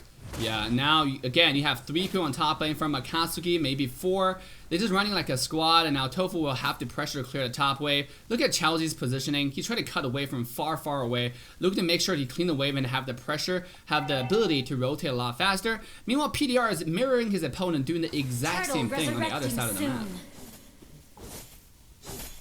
Yeah, it looks like that's what needs to be done if you don't want Uranus to be pushing towers for free. Yeah, you think Uranus is knowing you can't battle him, so might as well just mirror his movements and start cutting lanes the same way he's doing. Exactly. Turtle is up on the top side, and it's AE rotating to the top lane. 4 men over here. Can they find a stun to the carry? The carry does have Purify at this point. Apple Ninja Turtle, a lot of pressure is being put on this marksman. Are they able to win again? Look at the flank of the back line. Grok is looking to flank the back. Vicon is still stuck in a very, very deep position. We have to dash away. 5 people right here. 5 versus 5, ladies and gentlemen. And Grok will be bursted down. Valier is not going to escape. Loading and find a stun to 3 pool, and that's a big stun. That's a big engage. Someone will be taken down, but AE looking for the poke onto the enemy team as well. They cannot find enough damage. Is Uranus very, very tanky to the front. What a beautiful ult by Apple Peacemaker to secure a team fight for Akatsuki. Yeah, definitely a beautiful. Oh, look at this engage right here. Wakan's getting a little greedy. Yeah, he's gonna dash away now on the top side. The stun connects. Vikan's able to dash away, and Turtle will be secured by Team Akatsuki, which catapult themselves to decisive 2,000 gold lead. And our top tier 1 tower is under siege. AE's gonna be proved Initiate retreat. It was definitely a good engage by Peacemaker over here, throwing in her umbrella on Savannah's ult that captures people. She's like, you can have my umbrella. I'll keep you guys locked in with my umbrella, no problem. And then bottom lane on top of that. PDR trading HP with Challenge here, but he is Uranus able to heal back pretty fast. And granted, going back to the red buff, if you look at total farm, NOSC, I mean, 2,100 gold on Ranger, only a 2,900 gold on this carry already. Yeah, that's not too much of an issue here in the early game, though they are behind by 3K. I know AE capitalizes in these moments that they're behind. They're always behind and giving their Granger their kills, but once he starts to find them, he starts one-shotting everybody. It looks like Bosch is getting too greedy here. He needs to run away with his Rock ult. looking to one shot of Vicon right here. Mizu is already taking very low. Mid tier 1 tower is under siege. Look at Kagura coming in, bursting down. Ace mid laner. Toph already popped the Purify just to get himself a little bit of safety. Now you have Chelsea into the back line, getting Toph very low. Have to pop the ultimate to make sure he stays alive, stays safe, and Fear the Bush stay in the front. Find himself 1 versus 4. PDR just found himself in the team fight. Reckless might be too confident in his ability to carry the game. He's able to dash away though, thanks to the fact he is a Grok. But he'll be locked down by PDR thanks to the ultimate. And PDR will purify away, making this a 1-2 trade, 1-3 trade to the favor of Akatsuki once again. Yeah, Kagura is doing a great job poking their back line with that umbrella. And then you got that perfect ult by Lolota's Flicker ult right there. Very good combo to have. And it was able to stun them, securing some more kills for their team. Definitely a very interesting pick right here. And you can see Chelsea. He's just a nuisance on the bottom side, right? Right now you have a pressure completely to AE's side, 5,000 goldie to Akatsuki's favor. What if they want to carry this game? They cannot find the damage on the Grok. This guy is too tanky. Granger landed the first skill into the Grok, did absolutely 0 damage. Yeah, you see, this seems to be the problem with Selena. If she does not have this early game, she seems to be falling behind. Though it has not got to that point yet, it's getting there pretty quickly in here in the next 4 minutes. So we need to see Selena start landing some stuns on this carry. That she needs to start landing them on this Kagura when she's already dashed. So this is going to be hard for Selena to actually capitalize on those stuns. Yeah, meanwhile, Chelsea on the Uranus is absolutely just very tanky. The ultimate comes in, the lockdown, and Chelsea trying to get away, but there's 1 versus 4 right now. They're not able to kill this guy fast enough. Despite PDR's accurate ultimate over there, but top tier 2 tower has already been turned to dust. Middle tier 2 tower is under siege. They're able to get a minion wave low, and Reckless is taking the tower shot. It's going to force the tower down right here. It doesn't seem like it. And now Chelsea is sitting at a really comfortable, look at his farm. This tank is sitting at 4,500 gold, 1,000 gold ahead of Granger. Granger is not even finishing the first item yet. All he has is a jungle item. Yeah, he's definitely low on gold. He needs to find some kills here. There's only 2 kills on the board for AE. They need to make sure they cannot get poked down by this Kagura. She's doing a great job keeping the back line and then throwing her umbrella into the front line. Yeah, look at that shield onto Peace Lover. That was about 3,000 HP shield. Oh, the flame shot from him securing that blue buff. But that won't change the fact that Akatsuki is still sitting comfortably at 8,000 gold advantage. Always been a god on those flame shots. He's just like, hey, go ahead and lower down my blue buff for me. Thank you. I'll take that. So he definitely needs the blue buff if he's going to be the mainline mage here. Yeah. You know, you have, I think, 1 missing. Oh, the stun connects. The ultimate comes in. It's 1 versus 5. And Chelsea's not going to get out this time. Thanks to PDR's ultimate. A nice pick from AE. They're looking to find a window, open that window from the side lane. And the window is obviously going to be Chelsea's lanes, who's sitting at 113, 3-6. A's trying to come back in this game. You were definitely right about saying Sylvana is the Uranus counter. She does supply so much damage and keeps him locked down so he can't run away. So this is a good. Those are good ults by PDR. Yeah, and now once again, Turtle is up. This is a 3rd Turtle into the game now. With the Turtle, it's going to offer Akatsuki a lot of gold and experience lead. Right now, you can see the mid lane gold experience lead. You have Apple Peace Lover, who's sitting at level 11, where Ms. Vicon, AE Vicon, is sitting at only level 9. The only person who's over level 10 is the Marksman, AE Tofu. And you look at on Akatsuki's side, everybody camping the bush here. Mizu might put himself in a lot of trouble here. He instantly bursts it down on a red buff, putting a little bit careless in that bush right here, expecting the enemy from the other bush, but not the most imminent bush sitting right next to the red buff. Unfortunately for AE, they're gonna lose their mid laner right now. Yeah, having a lot of things against the Selena, she definitely needs to pick her targets here in order to get her kills that she needs, because she cannot land these stuns on these tanks. They're just gonna swallow it, and then her carries are just gonna finish up the kills. And Akatsuki gonna take the advantage and go ahead and move on to the bottom tier 1 tower and secure this tower as well. That's the last remaining outer turrets for Team AE. You look at Tofu's farm right here.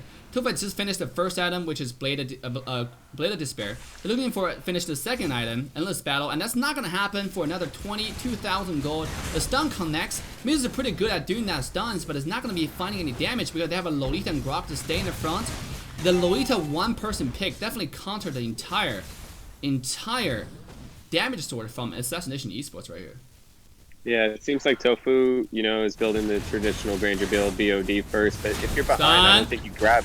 Oh, once again, challenging the target. He'll be bursted down. A little bit too confident on his ability to carry the game right here. Everybody's level 10 now from Assassination Esports, except for Vcon, who's still sitting at level 9. Very interesting, you know, playing Selena more like a support style now. Is he buying roaming item? I don't see it. Yeah, he should at this point if he wants to pick up his farm, if he wants to start, you know, doing what he's been doing this game, which is supporting. He hasn't really been engaging on a lot of kills. Even though he's tried, he's been disarmed every time. And he's sitting at only a very, very little goal. So far, you can see the entire game.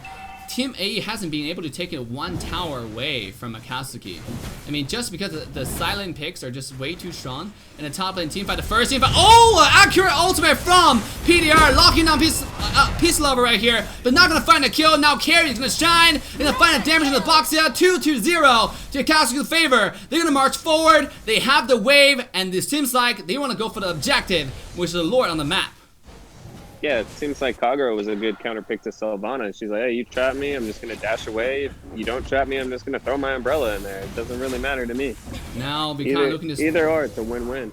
Mikon looking to steal the lore from far away. It's not going to happen with 5 people from Akatsuki ready with 2% on immortality. This is things looking south going to Assassination Esports. Are they able to hold off the defense? Because Granger absolutely have 0 farm right now.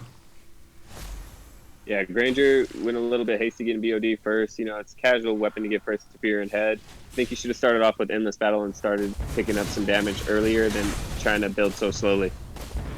Yeah. I mean, when they picked the Selena and Granger combo, they did not expect the #1 natural enemy for their composition, which is that Lolita. You know, you can see Lolita just raising his shield, blocking the stun from Recon the whole time. So he's not able to be effective in those team fights. Yeah, not at all. Even if they were to land it on Loletta, she's just like, that's fine by me too. You know, you can land a stun, but it will not be on my Kagura. It will not be on my carry. Yeah, definitely give the big shout out to Peacemaker on the Lolita over here, making those plays. The big stun, the big initiation in the turtle fights. Oh, look at the ulti from Kagura, deleting Assassination Esports members. PDR, despite his best effort, it's just delaying the inevitable. It's an ace inside of AE space as Akatsuki will claim the first win tonight.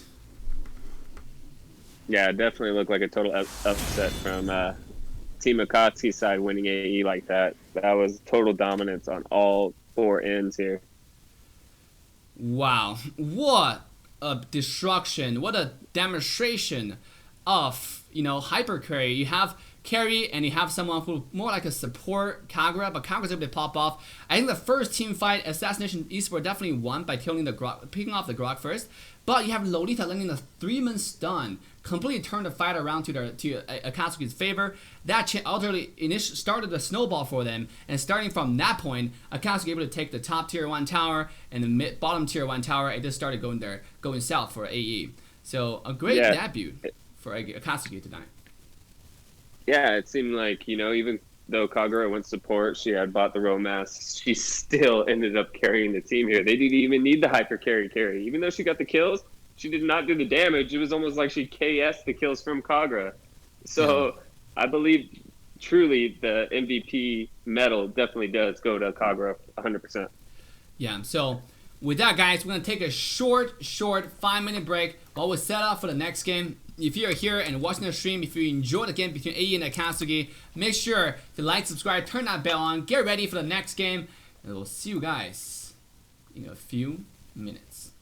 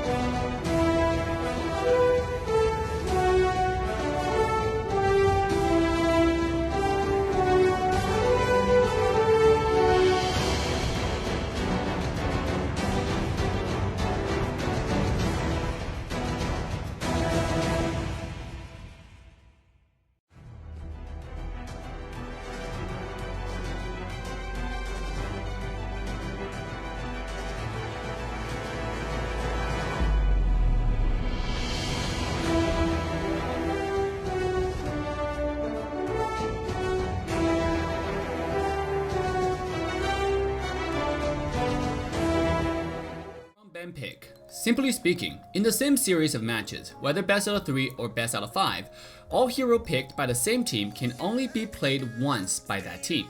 For example, in the scenario of best out of 3 series with Team A and Team B. In Game 1, Team A selected Granger, 1-1, Clint, Mia, and Claude. In Game 2, all heroes that Team A used in Game 1, including Granger, 1-1, Clint, Mia, and Claude, will be automatically banned, meaning they cannot be picked anymore, and Team B doesn't have to ban them again. Team A proceeds to pick Nana, Valier, Lolita, Carmela, Rafaela for Game 2. When we come to Game 3, all heroes team used in previous matches, including Granger, 1-1, Clint, Mia, Claude, Nana, Valier, Lolita, Carmela, Rafaela, will then be automatically banned, and Team B doesn't have to ban them again. Same ban pick rules applies to Team B as well.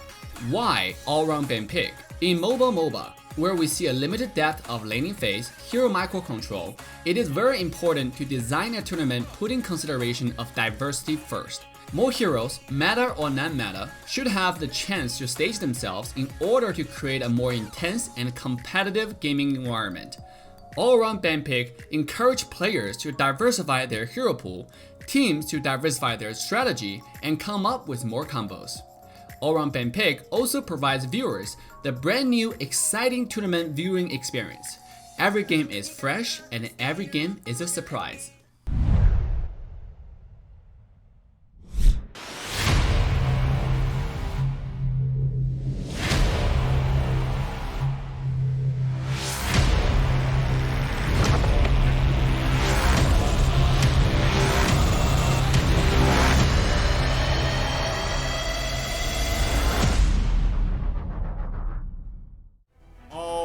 Alright, ladies and gentlemen, welcome back to the second game between Assassination Esports versus Team Akatsuki.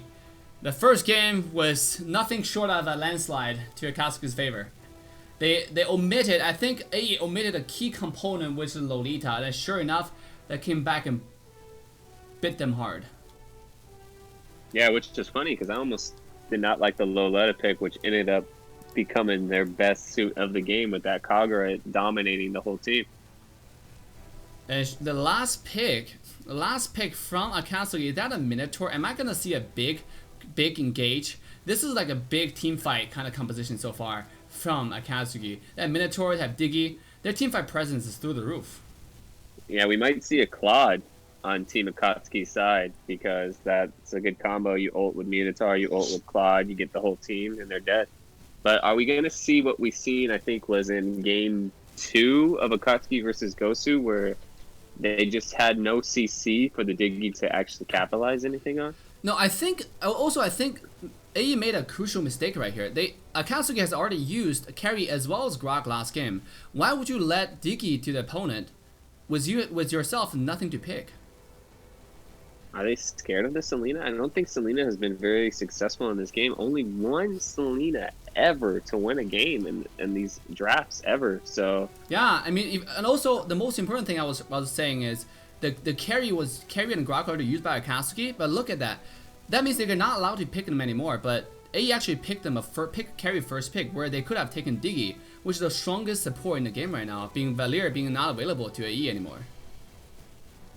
Yeah, see, first pick was Diggy on Akatsuki's end, so yeah. They would either have to ban it or just ban it only. Oh yeah, you are absolutely right, because Akatsuki is the first. First so pick. I feel like Akatsuki, to complete their lineup, they're probably going to grab a Sylvana. They're probably going to grab a Claude here to combo up everything. Yeah, let's see what Akatsuki decided to ban right here. If you look at all the heroes that AE have used, they definitely right now looking for a mage, looking for a support hero. Nana's still available, but that's not something that Akatsuki gonna consider. Where for Team Akatsuki, they need a carry, they need a core, and they still have quite a bit of hero available for that choice, to be honest. Yeah, I think they ban a support here. Nana, they ban Carmela. Either one of those two would be viable for me. I don't know how you feel about that. The banana for sure. And now this is up to AE. What are they going to pick? Do you think we're going to see a Rafaela pick? I mean, Rafaela is a hero because when you have a Diggy, you do not want to have something more. You have a big crowd control. You want to have small pokes.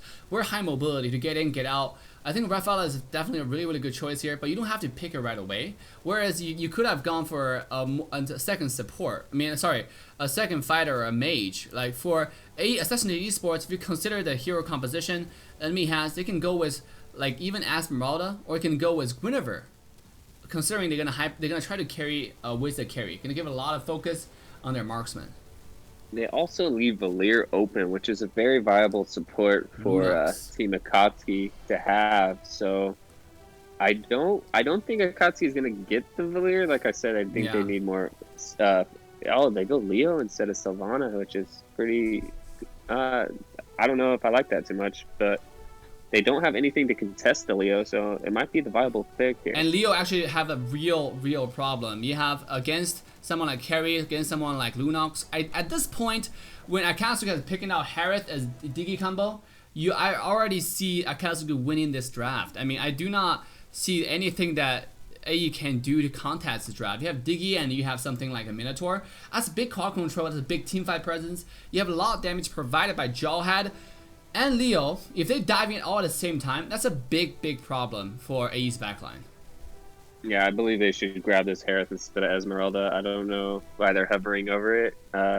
Carrie kind of dices up Esmeralda, and she only has one engage, while Harith can just keep dashing and dashing and dashing, supplying a lot of shield. So, oh, they do end up blocking Esmeralda. Wow, want to show off the Esmeralda skills, I see. The last pick now comes to Team AE. They have quite a bit of choice, like I said.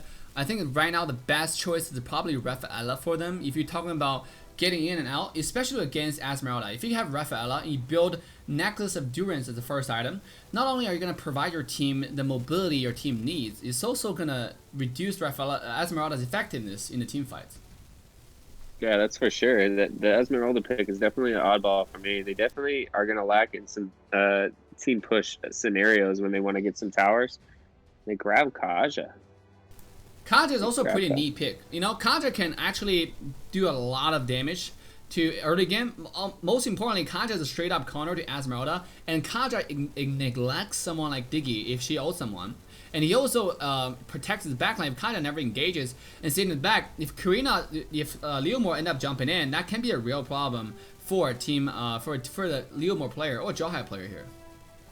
Yeah, you almost want to see a Franco when you see an Esmeralda, but now that he got nerfed and he can get CC during his ult, you don't necessarily see Francos anymore. Yeah, absolutely. As both teams are getting ready, guys, I mean, which team do you think is better? Which team do you think has a better chance of winning? It's time to show your support for your favorite team. Make sure to like, subscribe, turn that bell on, and leave a message in the comment section with your favorite team. Yep, since Dave is Team AE, I'm Team Akatsuki today. I'm getting it tattooed on my chest as we speak right now, Team Akatsuki. So let's go Akatsuki. Yeah, this is actually very, very interesting as both teams are getting ready. Let's go Akatsuki. Wow, let's go AE then. Hashtag AE for the win, right? Hashtag Akatsuki for the win. It's time to show your support for your favorite team as both teams are getting ready, and we're getting ready to move into the game as well. I really think the ban picks from Team AE here has some serious. They really don't want Selena to be picked by the opposition side because they know Akatsuki can actually play Selena support. So I guess that's why they end up banning it off. But before we move to the next step, guys, I do want to give a big shout out to our proud sponsors for the North America Open Season Championship. Gamerhub is your competitive edge for gaming. Gamerhub offers guides, tutorials, walkthroughs for a variety of games, including your favorite game, Mobile Legends. Gamerhub has detailed hero information, up-to-date hero tier list, and so on. So stay competitive and stay good at Gamerhub.gg, gamerhub.gg now. Again, that's gamerhub.gg. You can also find their link in description. Are you a proud pet owner? Have you wondered how to make your cutest little one stand out among all the rest? Well, K9 & Co. got you covered. K9 & Co. has everything you need from pet clothing to accessories. Dress up your favorite pet in the latest, hottest fashion trends. They have overalls, they have hoodies, they have cosplays, they have suits. K9 & Co. is the only place you need to keep your favorite pet warm and comfortable. So visit them now at k9andco.com. You can also find their link in description. Last but not the least, if you want to keep up to date with the latest North America Open Season Championship results, make sure you head to aesports.games now. Again, it's aesports.games now. You can also find their link in description. Not only will you see overall results summary for Group West as well as Group East respectively, you can also see the game details among all the teams, and most importantly, donate to North America Open Season Championship, as this is a 100% crowdfunded tournament. Once again, make sure you head to aesports.games now. And thank you to our sponsors. We head back to our main page. Yeah, I almost wanted to see Claude with this Nino. If you give AE the late game, they're going to end up winning it just because of carry, unless Leo and Jawhead can supply a lot of coverage. But that's a lot of dive that they're hoping to capitalize on Nino ult here. So it's very situational. If it comes together and pieces together that way, then Akatsuki's going to look like they're going to end up snowballing the game here. Yeah, you know, right now if you look at Team Akatsuki's composition, they have a heavy dive, a heavy team fight. Yes, Esmeralda might not be, Harith might be a better pick in my opinion, but Esmeralda with Leo, with Jawhead, they're looking to one-shot. They're looking to wombo combo Team Assassination Esports right here. So if AE is able to outpoke their opponent, there's a chance, but if you look at their poking potential, they have zero poke. In fact, I think Akatsuki has more poke than AE can offer in this game. That's true. They just need to read this Esmeralda dive so Kaja can grab her. I think that's his main focus, is grabbing this Esmeralda, because she is going to be the main source of early game damage compared to Leo needing to stack up a little bit longer. But I just hope that they engage with PDR more often than having a Uranus push lanes the whole time. Definitely. Now we're heading to game 2. Look at all the battle spells. Flame Shot taken by Diggy right here. 2 double flicker on Team Akatsuki. Meanwhile, look at Assassination Esports. They have a Flame Shot, a Retribution on Beacon, and a Flicker on Kaja, and a Revitalize on Powerless. An interesting Hylos pick. I've yet to see much Hylos play from Fear the Bush, so this is actually the first time I've seen it. You can see Fear the Bush is going to go ahead and eat that star to make sure you do not have the vision in this bush right here. 3 people mid lane, and Beacon is going to go ahead and start his own blue buff. I'm curious on this Esmeralda Purify, though. I think she's more useful with Flicker in this matchup. She only has to Purify literally a Hylos stun. Yeah. It's kind of hard to time a Kaja ult to Purify, so if she can do that, then she's going to save her life for sure, but Flicker definitely viable on cleaning up some kills. Yeah, and also Diggy is already 1 HP, just helping Apple Peace Lover getting that blue buff right here, starting the buff for his teammates, sacrifices his own HP, as AE will find this dubs in the rotation. They got the HP crap, they're going to rotate to the top lane now. We have 3 people from Assassination Esports on the top side. They're looking, they have a cannon minion wave, they're going against Jawhead on the top side. Jawhead seems like he's going to back off, not going to even attempt to protect the tower for now. Meanwhile, the counter mirror rotation from Team Akatsuki moving to the bottom lane. They're going to contest a small crab. Minotaur is not that strong early game, but they're going to be pulled back. Look at Hylos taking a lot of damage. You do have Vikando with the ultimate doing all the damage in the backline. Fear the Bush will stay alive despite all the damage from Akatsuki. 2 versus 4 on the bottom side. He only needed 2 more dash to get the kill. He will defend the tower successfully, and Hylos will find himself escaping with 8 successful defending the bottom tier 1 tower and trading a top 1 tower for free. Yeah, and that was already one example that Flicker would have already cleaned up the kill right there, and she would have got away and still got that same jungle minion if she wanted to. Again, we have 4 people on the bottom lane. They are facing a Beacon on the Lunox, who have to pop their ultimate just to get himself away. Now mid lane has been cleared by Team AE right here. They're making rotation to the bottom side to defend the wave, to find a little bit more farm. You see Team Turtle on the Leo Mord. It's one of his most comfortable hero. Kaja is looking to find the poke, but not going to engage any further actually. Almost level 4 for both support from AE side, where Reckless is still sitting at 3.5. This is the power spike. This is the place where AE can look for a team fight, but instead they want to go for the bottom wave. They want to try to put a little bit of pressure on the bottom tier 1 tower. The wave has already been pushed down by Tofu, and I think they're going to rotate back to top side rather than clear the wave. Yeah, see, I like what PDR did. Like I was saying, you need to have engages with Uranus in order to be viable in these team fights. So he did end up rotating down, though they didn't find a team fight. He ends up clearing up the lane from Jawhead pushing. Yeah. So they need to utilize this Uranus as much as they can. And now look at Chelsea hiding that bush right here. Throws his Hylos, and Chelsea trying to flicker away. Hylo will pop the ult, try to invade the blue buff. Hylo will secure the blue, and now it's Reckless having level 4. Let a 5-man ultimate. That is a big engage with 0 follow-up, however, from Akatsuki. But just show you the teamfight presence from Akatsuki's side. I mean, you do not want to group up onto the Minotaur, and but A is able to poke them low, and they're gonna find the turtle to their favor with 1,000 gold lead now, 3 minutes into the game. Yeah, this is a big ult from Reckless right there. That's their team fight potential right there. I don't think it's gonna be possible to do another 5-man ult, though. You know, you've seen some crazy stuff. So Yeah. if you could supply that one more time and Esmeralda jumps on top of that with the Leo ult, that's too much damage for AE to handle. Hylos, gonna need a little bit of damage, but these Hylos are gonna pop the ultimate, but that's just gonna be an intimidation strategy. Whereas PDR on the top side, I'm gonna go ahead and jump himself to the wave.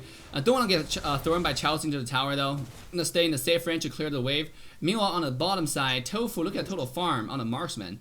Tofu is sitting at 2,400 gold compared to, they have, remember, the only thing that AE is looking for is is carry to get farmed. The carry get farmed, they can shred the tanks really easily. We got a Minotaur, but Minotaur does have the big crowd control, and he's almost rage right here. In fact, gonna get himself rage. This is the time they have to disengage temporarily as the 4 people are pressuring on the bottom side, and Team Akatsuki looking to secure this gold crab. Oh, I think AE is stolen that gold crab right here. Nope, not gonna happen. It's actually secured by Ninja Turtle right here. On the Leomore, the bottom lane, AE looking to force the tower down as Kaja hiding in the bush, looking for the engage. Hylos pop the ultimate. Leomore into the back line. Kaja cannot find an ultimate just yet. He just cannot find a single target. Meanwhile, Peace Lover down the mid lane are just pressuring this mid-tier 1 tower. Fast and furious. Yeah, they're doing the hyper carry on Esmeralda, which would have been way more viable to just do it on Harris. He could be dashing, he could be killing these people more often. Fate just cannot find initiation properly. I mean, on the Kaja. Now AE have the opportunity to push mid tower. See the Cannon on the wave. We come coming in, taking everything. Yeah, Minotaur got thrown back. This is a 4 versus 3 here down the mid lane. AE will successfully take the tower. Rackley does have the ult. He will find the ultimate on the AE's mid laner, who doesn't have the immortality anymore, and he will be taken out. It's a 1-2-1 trade so far. Kaja into the back line. They're gonna engage on the Peace Lover, who will be taken very, very low. Leomore into the back. Double kill on PDR. He will find the flank into the back line. It's a 2-2 trade, and AE will walk away with a 1 tower advantage, and now gonna probably walk to the turtle for the next objective. Yeah, Reckless doing a great job on these ults. He's getting a lot of coverage with these people. He got 5 people the first time, 3 people this time. Those are good odds right there for them to keep capitalizing on some main kills. Yeah, and the carry is looking for the next core item, which is Endless Battle. If he's able to finish this item, they're going to give them a good chance of fighting the next team fight top lane. Speaking of fighting, here is carry engaging, but Kaja was not able to find an ult. He doesn't have the cooldown on it, so carry is just looking to clear the wave and looking for more farm. Meanwhile, bottom tier 1 tower has been traded off. PDR gonna rotate to the bottom lane and clear the wave. A top tier 2 tower though is completely open for grab. Despite Chelsea coming in through the minion, the tower is still gonna fall as he look find another tower, continue to extend their gold lead. So far the game has been pretty peaceful, as now we're sitting at a 1,500 gold difference between the 2 teams. Kaja looking to get himself away. It's not gonna happen. He will pull back, throw back, and take him down. And this is Akatsuki finding a kill, finding a breakthrough from AE. Yeah, it looked like Kaja wanted to pick off Jawhead before he got picked off. He just had more coverage than Kaja did, which put him out of position there for him to get killed. He does have his ult now. AE can pick off someone if they want to when Kaja responds, but that was a 20-second delay right there for them to even do anything. Now they just got to play passively until he's back on the field. In fact, now you look at Carry's farm. Carry's sitting comfortably at 4,700 gold. 500 gold ahead of Apple Ninja Turtle, the core carry for Akatsuki. If this continues to slide, actually AE has a big shot at winning this because they got a carry. They can melt this Minotaur. They can melt everything that shows in their face. And so right now, they have all the outer turrets. The tier 1 tower being taken down. Top tier 2 tower has already been taken down. AE is looking for the next turtle. They're looking for the next bottom tower. You can see the entire rotation come to the bottom lane. We might have a 5-man rotation to the bottom side. This is interesting as they're looking to defend. This is the AE camping the bush against Akatsuki in the rest side jungle. PDR gonna jump in, looking for a little bit of engage. They made their purpose too obvious, but they want to get this tier 2 tower very like straight out forward. What are you gonna do about it, says AE? Are they gonna work towards the tower? Now the flank from the bottom side, Reckless does have the ultimate. PDR is gonna soak up the ult. So why don't you go ahead and unleash the ultimate on me? Because I don't care. Million wave has been cleared by Apple Peace Lover, slowly stacking that farm with Tofu rotating the back to tier 1 to defend the mid tier 1 tower. AE is looking to get this turtle away from Akatsuki. Yeah, see, AE has objective team while Akatsuki has team fight team, but if the later game goes on, like I said, Carry will dominate this team fight. Yeah, she's looking to already be in that position already with how much she's been farming and staying efficient in this whole game. Yeah, he has 6,000 gold already. His damage is definitely online. You can see just 1 second bullet. He's able to get like one fourth of this Minotaur's HP. Oh, Jawhead finding the throw onto the carry right here. Now it's a disengage from carry. The ultimate, the former nose. Tofu finds himself engaged, dived in, and finds him dead. We can't one versus 4 is not gonna do anything right now. That's a team fight Akatsuki is looking for, and they're gonna get a wipe. Look at PDR find himself in the team fight, looking to do some damage. It's not gonna be enough. We can't. A little bit too low right here. It's a 0-3 trade to Akatsuki's favor, and they fund their fight. Yeah, I'm underestimating Reckless's Minotaur. I said that he would not get a 5-man ult. I think that was 4, but still, he is just dominating with this ult every moment that he can for his team to just keep capitalizing on it. This Mino is definitely my MVP right now. I mean, it's not hard for him to do it because, like I said, AE is missing a crucial component in their composition. They do not have any poke. They do not have any poke. Lunox is a very short range mage. You have a really short range marksman, aka on carry. So if they want to play, they have to pick someone off because they cannot win the 5 versus 5 team fight against Akatsuki's composition. Now on top of it, the gold is completely even. 2,000 gold differences wasn't much to begin with, and Tofu just put himself in a really dangerous spot where everybody had to save him, and that directly resulted in AE losing that team fight over there, 3-0. Yeah, it's kind of hard to save Tofu when all their team is single target heroes. So Tofu's in a tough spot and staying alive this whole time when the team fights do happen. Bottom lane, hey, looking to push the tower here. Minotaur might be stunned in place. Look at that damage coming in. Reckless will be bursted down. The power of carry online to show you exactly why you should not let this hero out when it's available. Bottom lane, tier 2 tower will be traded off as a 2-man push. Diggy and Esmeralda, the combo together. They did not get Diggy and Harith, but Diggy and Esmeralda just as strong. They're going for the 3-man dive. The Leomore, Jawhead, as well as Esmeralda. The combo is online, and Tofu only have 1 Purify. So with 1 person down, without the big ultimate from Minotaur, look at what AE is doing. Initiate retreat. Yeah, Minotaur left himself available for this carry to just keep plowing him down. Now they were able to get the Lord, and they're probably going to secure some more objectives just from this Lord alone. Yeah, now this is a roller coaster ride. Roller coaster ride indeed. You can see this is like stock market, right? Going up and down on total gold experiences. It was almost even up, but AE, because the last pick on the mid lane, the tier 2 tower, they were able to even up the gold. You know, put himself back to, not even up, coming back to a 3,000 gold lead. Top lane PDR is just recalling right here. I mean, I don't think that's a real recall. Or maybe they try to structure PDR to go bottom lane to make sure they have 3 lane pushed up. Top lane instead of already being cleared by Tofu right here. They try to pressure the wave, and then look at the entire team. Akatsuki is waiting in this bush, waiting for the next big team fight. Yeah, AE knows to let the waves push all at the same time here. It looks like that. Look, they have them all synergized right now for the push onto one of these inhibitor turrets. Yeah, Lord is down mid lane. Now Jawhead will be flickering out a bit of contact here. A beautiful pick from AE. They have the wave down mid by the Lord. They have the wave down top lane. AE looking to push down the top tier high ground tower here. High looking after the ultimate. Minotaur dives in. Minotaur, he has the ultimate. He's gonna find a 2-man ult. Lunox and get himself to safety. Fear the bush, eating all that damage, staying alive all that time. He doesn't have realize anymore, but PDR will find himself into the team fight. They do not have. Oh, a 4-man flame shot out of the turret. They go, but they can't find anything else. It's a 1-2 trade to Akatsuki's favor. They will find a successful defense on the high ground tower, but AE will now move to the jungle and look for what else they can find on the map.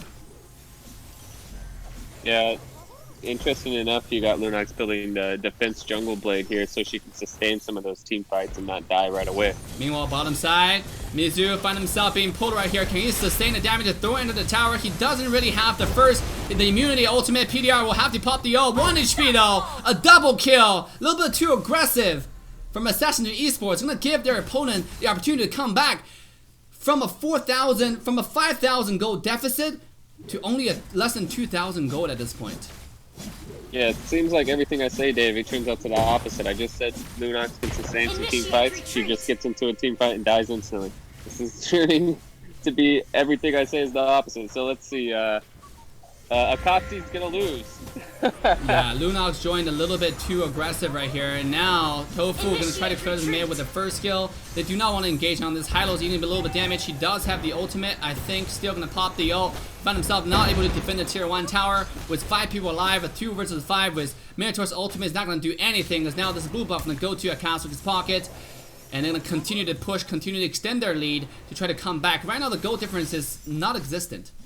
It's 1,000 gold advantage to Assassin Esports. Yes, they do have 2 tower advantage, but the outer 2 at this point is not going to do much for Assassin Esports, as Akatsuki still remains the huge team fight potential. If AE want to win here, they have to pick someone off, and most likely, and most preferably, that person needs to be Minotaur. Yeah, Minotaur's been CCing the whole team by himself, and then Leo and Esmeralda come in right after, so they can just pick off Mino real quick and then have the team fight advantage be 4v5. Then AE is going to capitalize on a lot of turns here. They've been playing pretty... Hylos, my welcome stop me danger here. Challenge, throw this Vikan. Vikan does have the immortality. He's going to stay alive. 4-minute ultimate. Kaja will be taken out. Vikan will be taken out. This is a team fight for Akatsuki here. This is the flank they're looking for. And Carry trying to get himself away. PDR taking everything he can. But 1 versus 5 right now. And this guy is still staying alive. Dash away to safety. Another 2-0 pick for Akatsuki's favor. The team fight. Hiding in the right bush. Hiding in the right camp. Waiting for the mage to show up. Vikan's not able to use that ultimate properly. He's 1-4-3. I mean, just not having the best game for Vikan right now on that Lunox. Yeah, and it looks like they're going to grab the Lord from here and secure that. Hylos just walked into the wrong bush this time and fell right into their trap and ended up causing his team a couple deaths right there. Oh, Hylos looking to go in, tank the damage here. Diggy probably be the target. Diggy has immortality though. Hope looking to, oh, the knockup, but Minotaur does have the ult. They try to bait out some skills. Mira PDR is playing with Jahan on the side. Who knows secure the Lord? Damage comes in, ultimate comes out. They will get the Lord. Now they're looking to engage. You have immortality already procced by Fader right here. He's gonna be flickering out to safety where through the bush might not be so lucky. PDR gonna soak up the damage, but this is entire team Akatsuki on offense. They find the front line, they find the kill. AE just cannot do anything at this point. Yeah, they're getting too defensive at this point, and Mino's ultimate has been like on point every single time he's used it. He has not failed to ult wrong in these team fights. Wow. The team fight quickly swing. Now we're coming to a 3,000 goal lead to Akatsuki's favor. They are just popping off game after game. I mean, they're maintaining a really strong streak. This is the North America powerhouse coming back, showing their power in the North America Open System Championship. The mid-tier 2 tower will be taken down easily. The Lord is coming in. They try to clear the wave, but they do not have the wave clear. Minotaur coming in, try to zone everybody out. PDR is still gonna have the damage right here in the front line. He's able to activate his ultimate. It seemed like he will stay alive, defend the tower successfully, and bottom and Loris charging in towards the high ground tower. High ground tower, it's time for AE to defend this. Faye just cannot find anything in his team fights. He cannot find any initiation. The only good ultimate that I've seen this game coming out of Kaja was on the Gelhead on the top side when they tried to dive the Gelhead. Now top lane, they defended the way. Mid high ground tower will be defended successfully. PDR is still charging on forward under the support. But again, look at Esmeralda's shield though. This is not the time to take the team fight, and they know it. They will back away. Yeah, good defense by Team AE. They need to keep those towers alive if they're gonna end up pushing back against Team Akatsuki here. Look at Esmeralda's shield. Yeah, I mean, what does AE need to do right now? Do you think that Akatsuki got to put himself back in a 5,000 goal lead now after the early game disadvantage? They're able to come back in a really strong, convincing way. Look at this stock market graph on gold.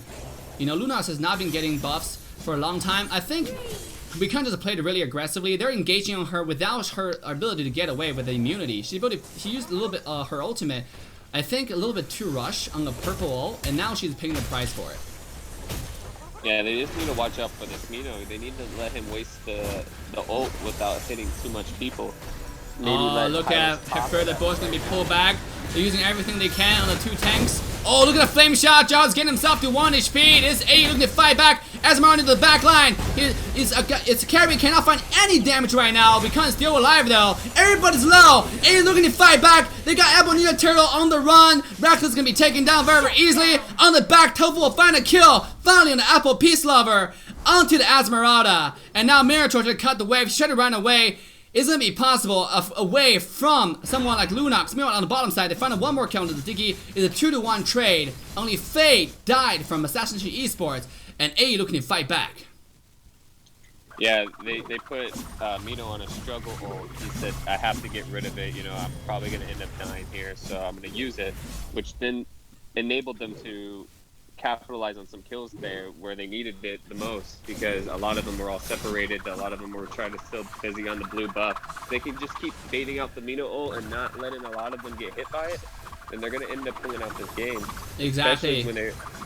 Especially when they can dive these towers and get the objectives. Top lane. Carry. High ground tower has been taken down. Oh, Minotaur has been taken out already. AE looking to end again. Near Turtles 1 SP. Azumarill was a 3-man ult in the back line. He's been taken very low. Kaja with the ultimate was locked down. This Azumarill who just came back.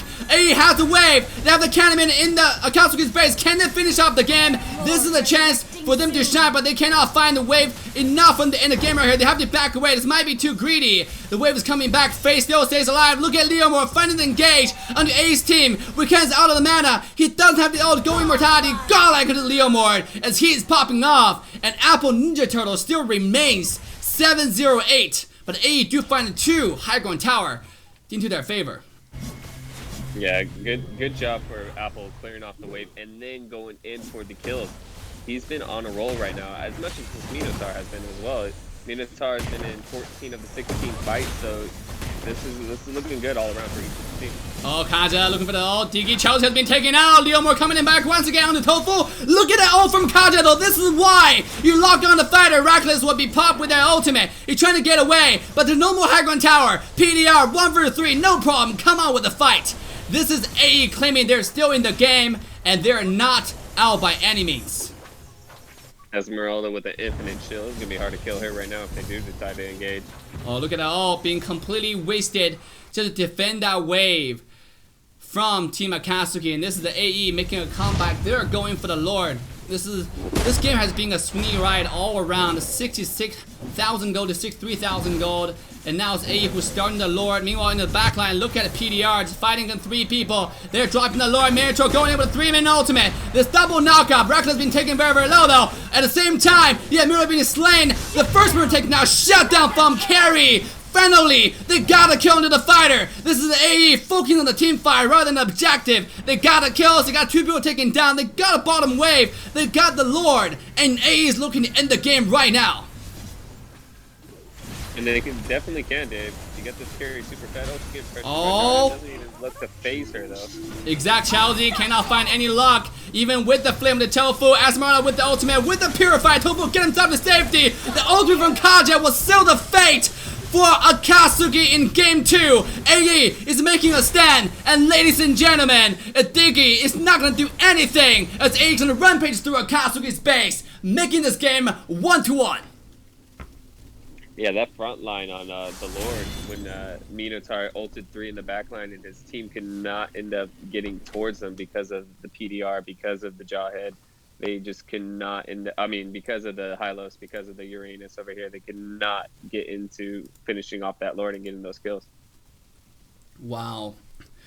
I was saying this game was definitely Akatsuki's take, but a few mistakes from Akatsuki team and AE capitalize on it. Like both teams make a lot of mistakes, but AE is able to capitalize on Akatsuki's mistake towards the late game team fights, able to find the kills. And you saw what they did. They used a Lord as a bait, and when everybody came in, they find a kill into the Minotaur and shut down the key carry from Akatsuki team, which is that Leomord. After that guy is gone, there's nothing Akatsuki could have done to save the game. Yeah, I would like to say the mistakes were definitely on the Kaja's end. You know, he kept trying to peel bushes that didn't need to be peeled at the moment, and then he ended up getting those 2 crazy ults at the very end, securing that, hey, you know, I messed up, I'm looking to turn this around.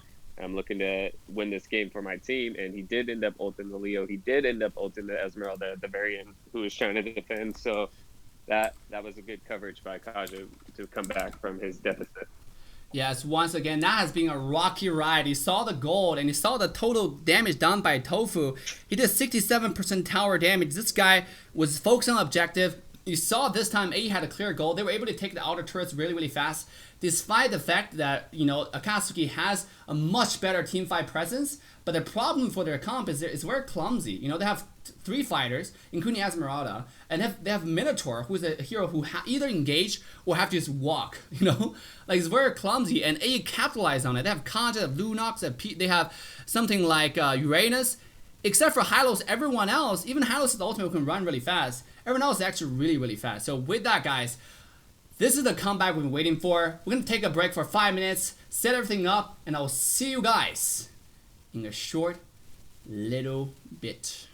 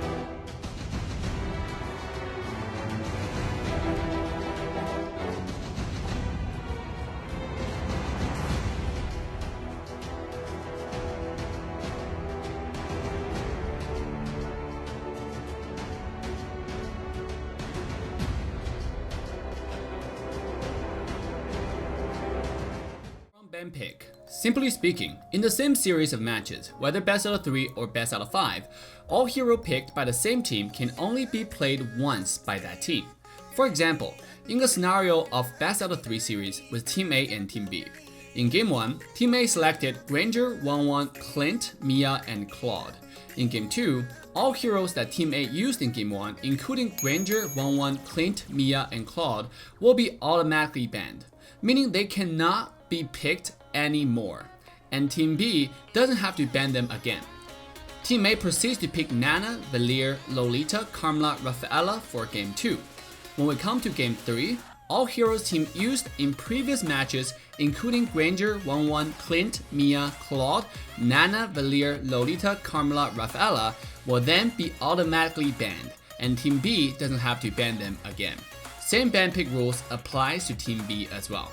Why all-round ban pick? In mobile MOBA, where we see a limited depth of laning phase, hero microcontrol, it is very important to design a tournament putting consideration of diversity first. More heroes, meta or non-meta, should have the chance to stage themselves in order to create a more intense and competitive gaming environment. All-around ban pick encourage players to diversify their hero pool, teams to diversify their strategy, and come up with more combos. All-round ban pick also provides viewers the brand new exciting tournament viewing experience. Every game is fresh and every game is a surprise.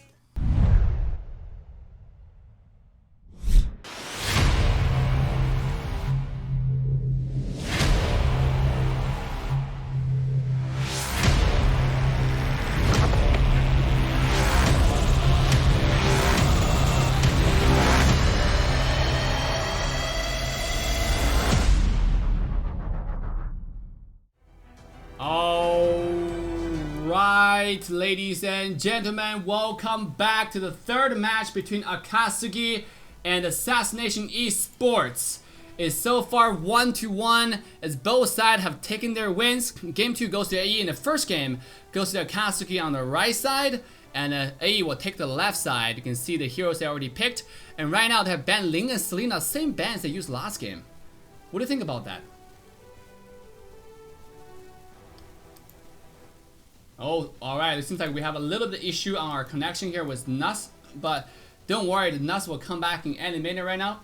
And while we're doing that, let's take a look at the ban pick right here, and AE gonna secure Bruno as a first pick.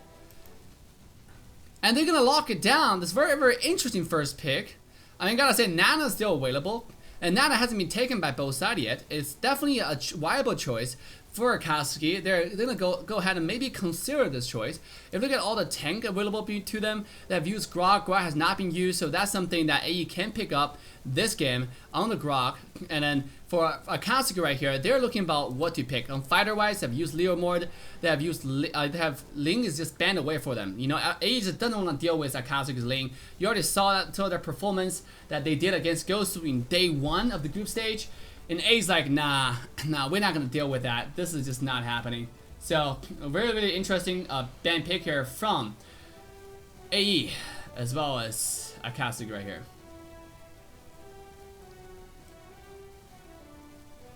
Export and Balaric.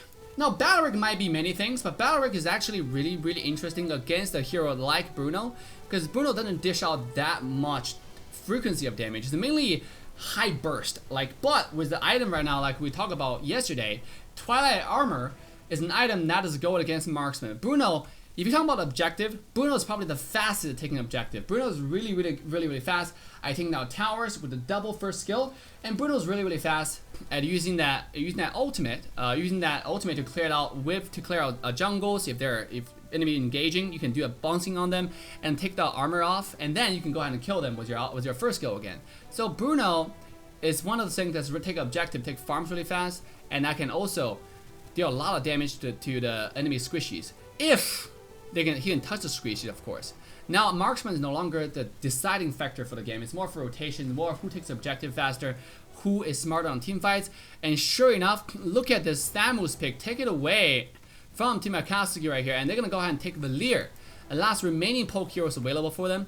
It's Akatsuki a chance to ban, and for AE, they still have quite a bit of heroes available. After you take Bruno, I mean, after you hit Bruno, what do you want to pick as a mid laner? Maybe Kagura is on the table. That's something you want to pick, something early game, something that they can use to more available, more easy to poke, and that will be the ban choices for Akatsuki. They realized this, they took it away, and no more Kagura for this guy. So now it's PDR's A's opportunity to ban. Looking at they have to ban something. They have to target this Karina player. They have to target this Apple Ninja Turtle, because Apple Ninja Turtle, aka Karina, is absolutely the carry player for Akatsuki. You've seen those mechanics on Leomord. You've seen the mechanics on Ling. I mean, this player is a player to be worried about. This is a player you have to be pay attention to their hero pool. So sure enough, let's see what AE decided to ban. Are they gonna ban another mid laner? Are they gonna ban another mage? Or are they gonna ban another fighter? Because they're only one fighter so far. They're gonna ban a hyper carry. They're gonna go ahead and ban Lunox. A hero that might not be picked right here. I mean, they still have a lot of choices. A Claude is available, Granger is available, that Akatsuki can go with. Lunox is obviously, that's a surprising ban from my book, because there are still a lot of heroes that can poke from really far away. For example, Sicilian, right? That's a really, really good choice if you're talking about support. Right now, Sicilian is no longer being played that much as a mage. She's mainly played as support thanks to her long-range poke. You just go for mana. Starting off, you go for a lot of mana items to make sure you sustain. And they're going to go ahead and take another Assassin, Hayabusa. This is the heroes. They're picking their comfort picks. Hayabusa with a hyper carry. Go into Hayabusa mid lane, similar to how you play carry, how you play any other marksman. Hayabusa definitely a choice to go here. Halkerd, Assassin, another Assassin choices. Oh! Harith pick. A very interesting choice, to be honest. Now, Harith, the mage under certain circumstances might be good, but going against AE, now with AE still have a lot of heroes available. They're trying to pick their support heroes. Rafaela is available, Nana is available, Akai is available. A lot of heroes that can be a nuisance to. Now, Rafaela might not be so good against Harith, but Akai and Nana are just absolutely a straight up counter. They can also go with something like Carmela, and sure enough, they're gonna go with Nana pick. And AE is looking for the last pick right now for their mid lane. Who are you gonna choose as mage of the game, right? Being that everything is taken away, obviously Guinevere is still a choice that they can consider. Guinevere is a hero that actually counters Harith in a lot of ways. Obviously Guinevere, if you knock this guy up, there's no escape for him whatsoever. And yeah, so, and right now, oh, another Bane pick! It's a lock, and it's official, ladies and gentlemen. That's a Bane being picked by Assassination Esports. I was just analyzing all these fighters, all the mages being available, but now AE decided to go as a fighter again. They've won this. They used this comp. They used Bane to go against Ghost 2. They won with it, and they're sure enough coming back, taking another Bane against Akatsuki, taking the riskiest hero to the task against the best teams in North America. This is Bane for the win. Lord Bane. Can AE pull this off? And then both teams are getting ready. Hayabusa will be the choice. Wow. All I can say is this is definitely a game that I did not. This is definitely a pick that surprised me. Because every time you pick a Bane, you just do not put Bane on top of your head, right? Bane's the choices that you think, like when you're out of choices. And now you have like Bane being picked up by AE going against Akatsuki here. It's just very, very surprising. And I mean, but Bane is pretty strong though. Don't take me wrong. If they focus on the objective, which if you look at a composition that AE is running, you got Bruno, you got Bane, you got Grok. Grok can try to zone people away while Bane just stayed a glass cannon, try to push towers, try to push Lord. I mean, right now, you look at Team Akatsuki's composition, their team fight presence is not the strongest. They have Hayabusa. Hayabusa is more of a split pushing kind of character, but Hayabusa going against Thamus is not the best. Thamus is very, very tanky, especially when there's enemy wave. Yes, you can you can take away my wave and try to ult me with your shadow kill, but it's not gonna be anything if you have enemy wave and Thamus can continue to use the ultimate lifesteal. On top of it, Thamus is gonna go ahead and take that vengeance. You can bet on that. With a Vengeance on top of it, it's going to be a really tanky foe to go against. Harith as well as Hayabusa pick. Hayabusa debuted in North America Open Season Championship.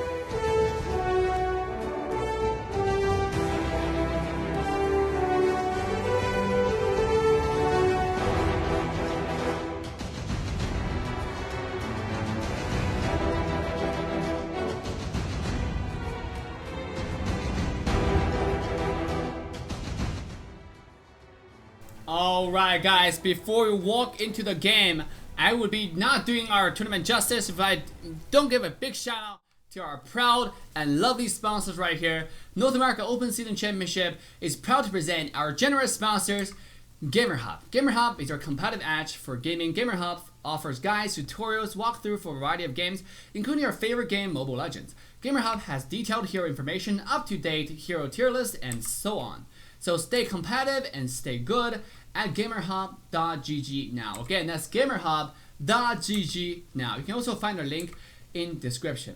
Also, are you a pet owner? Have you wondered how to make your cutest little one stand out among the rest? Well, K9 & Co. got you covered. K9 & Co. has everything you need, from pet clothing to accessories. Dress up your pets in the latest and hottest fashion trends in the market. They have overalls, they have hoodies, they have cosplay, suits, everything you can dream of. K9 & Co. is the only place you need to keep your favorite pet warm and comfortable. So visit them now at k9co.com. You can also find a link in description. Last but not least, if you want to keep up to date with the latest NOSC results, make sure you head to aesports.games now. Again, that's aesports.games. You guys can also find a link in description. Not only you will see the overall results summary for Group West as well as Group East, you can also find, respectively, you can also see the in-game details between the games, between the teams. And most importantly, you can also be a proud sponsor of the North America Open Season Championship by clicking on the donation page on aesports.games. So with that guys, we're going to quickly step into the game. And once again, this is game 3 between Assassination Esports and Akatsuki. Team Akatsuki.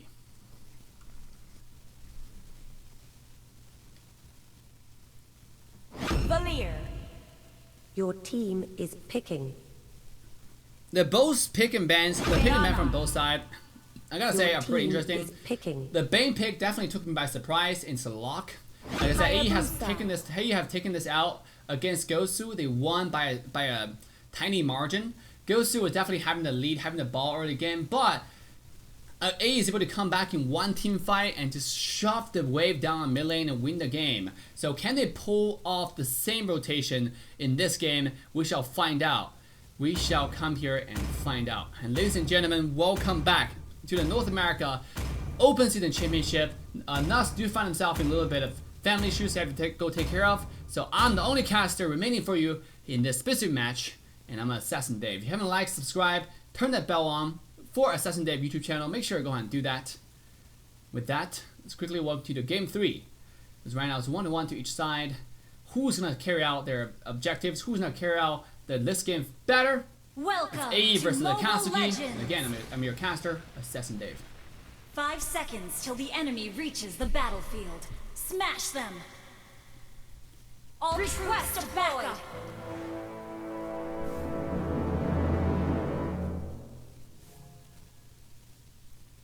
Starting off the game, AE already have a 3-man mid. It looks like they're looking to play a little aggressive towards Akatsuki jungle here. Bane's the only person. Oh, gonna throw that cannon. Look at the damage already onto the Valir.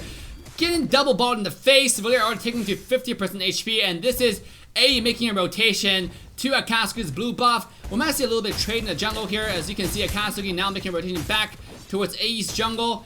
Is it going to be a successful trade? Has the early game damage, definitely not the best. They do got a Valir in battle to help out with the buff right here. This is entire team AE clashing back to this buff. They're gonna find it temporarily in time. A's coming back. Billy will be taken down. First blood to A's favor. What a block from Grok though. Double kill to AE. Harris will dash away, but AE will find the first 2 kills, and they will secure their own blue buff to their favor, starting out with 3 buffs.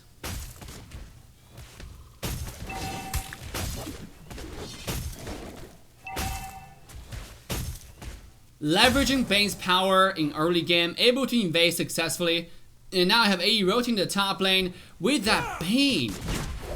And guys, I just want to mention one thing very interesting. This Bane actually has Retribution as a battle spell.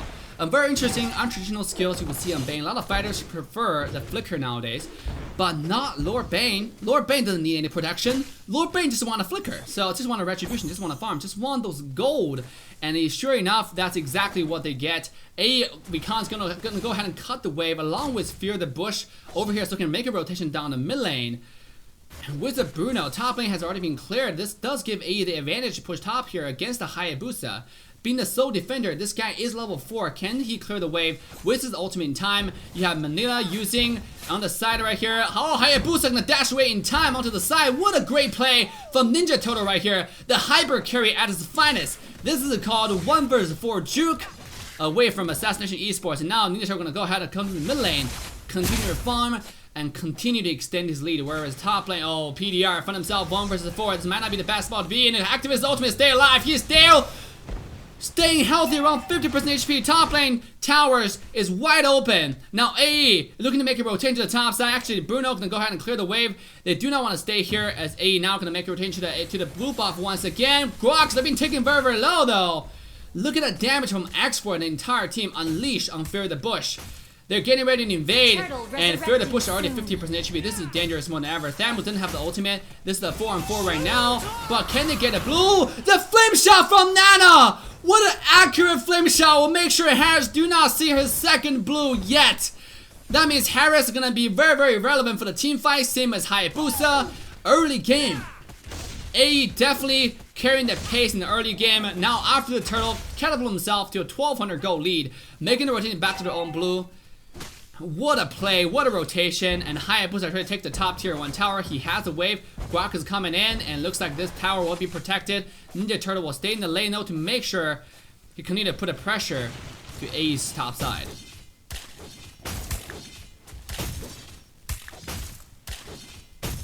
Wow.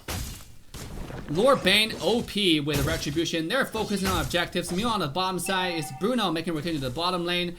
Now they're gonna make a lane swap, as you have Thamus going to the top side. You know, you have Recon on the Bane, Lord Bane in the mid lane, just clearing the wave with the passive of the first skill. Gonna do that pretty easily. Look at that damage onto Reckless. The bones, the second skill, he killed the wave, and now they're gonna make a rotation to the bottom side.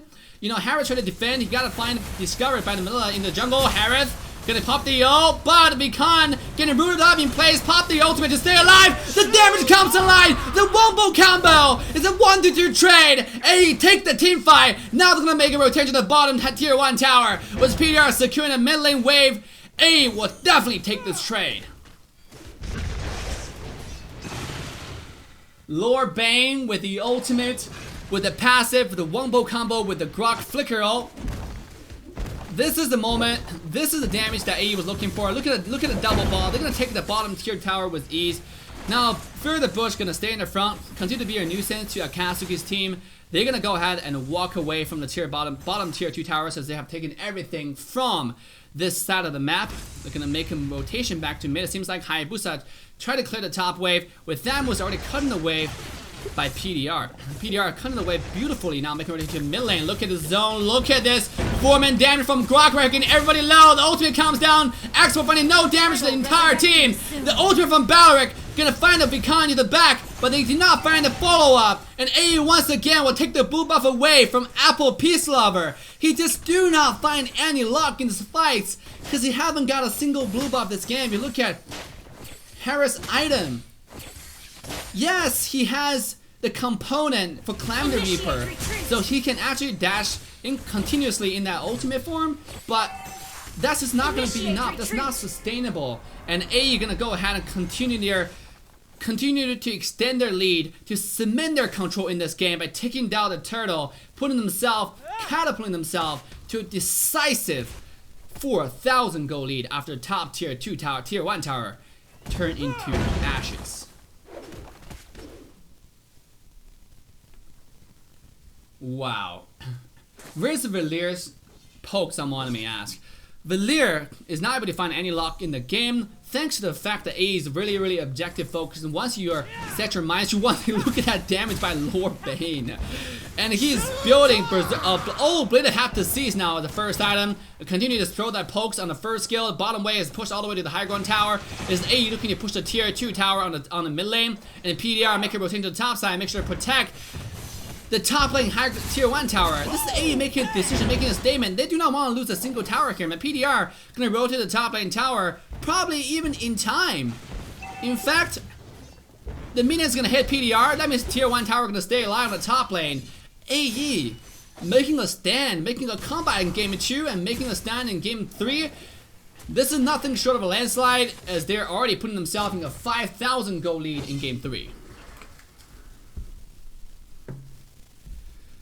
PDR hiding in the bush. Ooh, he might discover Apple Peacemaker. Finding the passive right here, bottom lane. Grokman a little bit of poke into the Chelsea. It's a little bit of trade on HP, but nothing serious going to come out of it. Whoa, look at the damage on Lord Bane right now, the passive. One passive was powerless. Fear the bush. It's gonna go ahead and take out the shield from Export. You're gonna go ahead and continue to put pressure onto Akatsuki's jungle. They're gonna now invade the red buff. Hayabusa, knowing that he's gonna lose the red, decided to stay on the top side jungle, continue to put pressure on the top lane, invade the jungle. And now Bruno, if you rotate the top lane, this might be risky. The blue buff is coming out, but Ace set their eyes on the turtle. This is the third turtle they got this game. This is exactly what Akatsuki did to them the game 1. Securing every single turtle, putting themselves ahead, continue to extend the lead, and that's exactly what they did. Now PDR have no choice but to go top and defend their jungle. Hayabusa is still hiding in the bush, knowing PDR is away. Might recall once again. If we can't land a passive here, not gonna happen. Ninja Turtle or recall back to base. 5,000 goal lead to AE Assassination Esports. They are looking to take this game in a very focused, laser focused objective fashion. This reminds me of Team Rainfall in the game 1 against AVL. There's not too many kills. You can see this is 8 minutes into the game. This is probably the most peaceful game I've seen so far on the map. 4 kills from AE. But every single tower, except for top tier 1's alive, every single tower is still alive. Hayabusa have no choice but to split push on the bottom side, but top tier 2 tower is not gonna survive any longer. Grok gonna find a block onto the Export on the top lane, but Tofu is continuing to push. The ultimate comes in. Look at the damage. Tofu gonna dash away though. The top tower has already taken 50%, 20% of the HP. Look at the mid lane. This is the AE looking for the high ground tower. They don't need a Lord. They don't need anything else. But oh, look at Vikan being locked into the tower, taking some tower shots. He might have to dash away right here. Fear the bush, stay in the front, taking all the damage. He's able to walk away. But Tofu's ultimate will find a kill onto the backline, onto Reckless, onto the Valier. The poor guy got ball in his face and ended up dying. Ninja Turtle still just continue to be a nuisance around the map. Keep on split pushing, keep on taking those waves, taking those farms. Despite this team disadvantage, Ninja Turtle is sitting at 7,200 gold around the map. Without a buff, he doesn't really need a buff. He just want to win the game. Nana coming in. Hayabusa gonna knocked up. He will be taken down. And the Grok will take the kill. Finally, this person is AE coming back, wrapping up on the person. Now they're gonna make a rotation to the red buff. They got a wave ready. They got a jungle ready. AE with Hayabusa being taken down. This is 10 minutes into the game. And you look at the total gold right now, leaning towards AE, already 7,000 gold lead. They're gonna take this to the 8,000 gold, and they're gonna offer this Lord, and then continue to extend over 10,000 gold. It's AE on this Lord, 10 minutes into the game.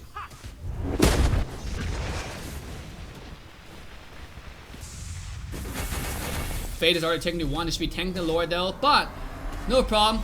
Are you gonna secure this Lord with ease? Look at that skin onto the Bruno, right? Shoosh on the dash. This is a skin that is not very used often, because Bruno has kind of faded away from the scene. Right now, the crowd's favorite is definitely the carry, because it's the only marksman that can take out tanks. But again, for AE, they pick Bruno not to kill people. You can see Bruno right now only have 2 kills. They pick Bruno for the objectives. and they're working really well with that. They're using Bruno to get not to get kills, they're taking everything out of the turret from Akatsuki. Akatsuki, look at Hayabusa try to kill the Lord from behind. Ninja Turtle coming in, kill the wave, kill the cannon minion to secure the mid high ground tower. But bottom high ground tower might not be so lucky. The wave is still here available. Tofu gonna hit the tower. Just ignore everything else. This is what I call objective-based kind of play.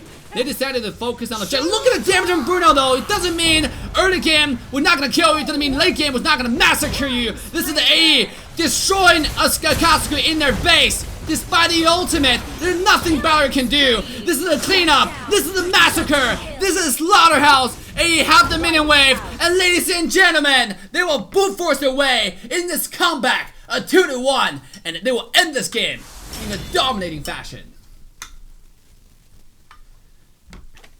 Wow. This is probably the cleanest game I have seen from Assassination Esports. Look at those objective plays. 11 kills just before the game ended. It was 6 kills on AE's side. Only 2 kills from Akatsuki's side. Because not too many people making mistakes, the AE continue to pressure those objectives one after another. Nothing, just give their opponent no room to make a comeback. 68% of tower damage from this Bruno. Tofu was definitely carrying his team on his back. I gotta say, Grok and Bane at a combo over there on the bottom lane, that was flawless, beautiful. Despite Bane being taken out, but he's able to use all his skills before he dies. That's all he needs. That's all he needs, and that secured AE the advantage to take down the bottom tier 1 tower, and the snowball just continue from that point on. So with that, guys, we're gonna go ahead and take a 20-minute break, and I'll quickly come back to the next game. And again, you do not want to miss the next game. We have DFU, Dark Force users. Some people may call them BTK team number 2.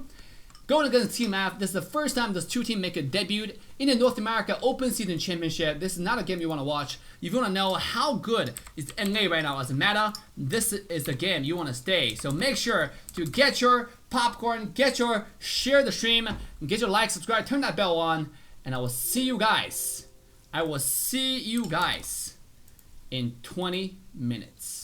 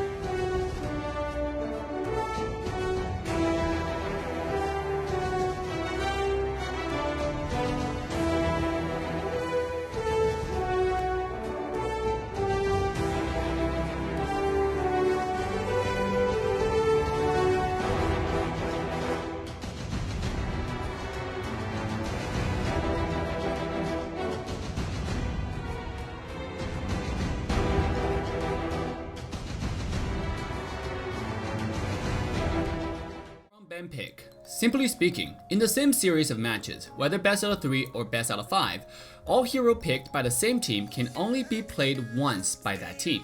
For example, in a scenario of best out of 3 series with Team A and Team B. In Game 1, Team A selected Granger, 1-1, Clint, Mia, and Claude. In Game 2, all heroes that Team A used in Game 1, including Granger, 1-1, Clint, Mia, and Claude, will be automatically banned, meaning they cannot be picked anymore, and Team B doesn't have to ban them again. Team A proceeds to pick Nana, Valier, Lolita, Carmela, Rafaela for Game 2. When we come to Game 3, all heroes team used in previous matches, including Granger, 1-1, Clint, Mia, Claude, Nana, Valier, Lolita, Carmela, Rafaela, will then be automatically banned, and Team B doesn't have to ban them again. Same ban pick rules applies to Team B as well. Why all-round ban pick? In mobile MOBA, where we see a limited depth of laning phase, hero microcontrol, it is very important to design a tournament putting consideration of diversity first. More heroes, meta or non-meta, should have the chance to stage themselves in order to create a more intense and competitive gaming environment. All-around ban pick encourage players to diversify their hero pool, teams to diversify their strategy, and come up with more combos. All-around ban pick also provides viewers the brand new exciting tournament viewing experience. Every game is fresh and every game is a surprise.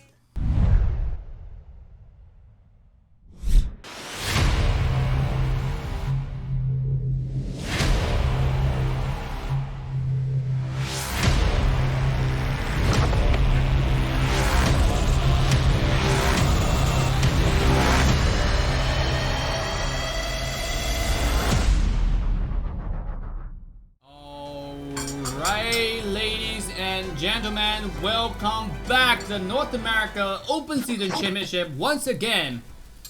This is the third match of the day featuring Team Dark Force users taking on Team F. I'm your caster, Assassin Dave. With me, the one and only, our special guest of the night, AE Recon. The infamous, notorious ban users you saw in the previous games. How are you doing, Recon? Good, thanks. How are you, Dave? Fantastic. So how did you feel after winning in a such dominating way with that Bane? Like, what triggered you guys to pick Bane to begin with? Like, we were just trying to finalize with a strong push, because we were like the first 2 games we were kind of struggling to like focus a wave or something, and then with Bane we were able to like secure a path to the base like really easily compared to the previous games. Oh, I see. Definitely did it really well. The wombo combo on the bottom lane with Grok was absolutely insane. He stole everything before he died. That was beautiful. So coming to this game, now we have Team F and Team Dark Force users.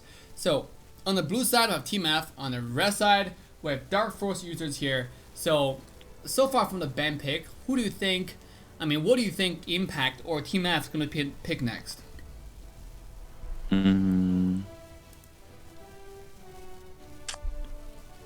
They're ready to Grok. If they don't take carry, they're gonna get countered by it. So like, because Grok is really squishy against carry, so if they don't take it, their enemies most likely gonna take it, assuming they take ADCs, right? Yes. And I was actually surprised they didn't take carry to start off with. They picked Dark Force users ended up taking Jawhead as the first pick. What do you think about why did they take Jawhead to begin with? They're probably really trying to force the Jawhead pick because they're scared the enemy's gonna steal it for some reason. I'm not really a fan of Jawhead, to be honest. Yeah. Because it's like he's so melee compared to other fighters that are more tanky at the same time. Yeah. Definitely. And is Team Dark Force user gonna go secure Harith as their third pick? Might be a little bit early on Harith, especially when Team F already have something like Chow, that's kind of like a counter to Harith. Because if you don't get Purify, Harith's passive, every time there's nearby enemy heroes, he reduces the time being crowd controlled up to 40%. That's quite a bit. But for Chow's kick, you cannot it doesn't work on the passive. The passive, it doesn't work on Chao's ultimate because it's a same kick animation. You just can't get out of it. And then all the time you're getting kicked, you're just getting bullied by your Melted. enemy team. Exactly. And they banned Kufra. Yeah, Kufra is like the biggest annoyance for Harith. Yeah, definitely the I biggest want to counter. see what they want to ban. Nana is a Nana. last ban. They're afraid DFU gonna go with the all poke strategy, the Nana and the Valir, and just get like a Uranus. Uranus is taken away, Yeah. so get like a Thamus side lane or Yeah, something. probably Tamus. Yeah. But do you think DFU ever runs the 1-3-1 strategy? Do you think that's what they're going for here? Because right now I don't see any front line in that. I don't see any tank heroes that they have. They probably will remove the ADC and have Harith carry the game, most likely. Yeah. Because, like, I don't see, like, if you go in ADC right now, it will be too squishy. Your comp's too squishy to hold unprotected ADC against a Grok and a Chow. Exactly. And when you have Harith, the focus needs to be shifted towards mid a little bit more. Because Harith does need a blue buff. The game that you guys played against Akatsuki, that Harith didn't get a single blue the entire game. I thought Harris was gonna get a second blue, but Nana just kind of took the dreams and hopes away from him for using that flame shot. That was just unfortunate. So, it's Dark Force user gonna lock down the Lolita for the next pick. Wow, interesting. I didn't expect them to pick Lolita against that comp specifically. Because so far the enemy doesn't have that many projectiles, right? Yeah. The only projectile is like carry, and that's even.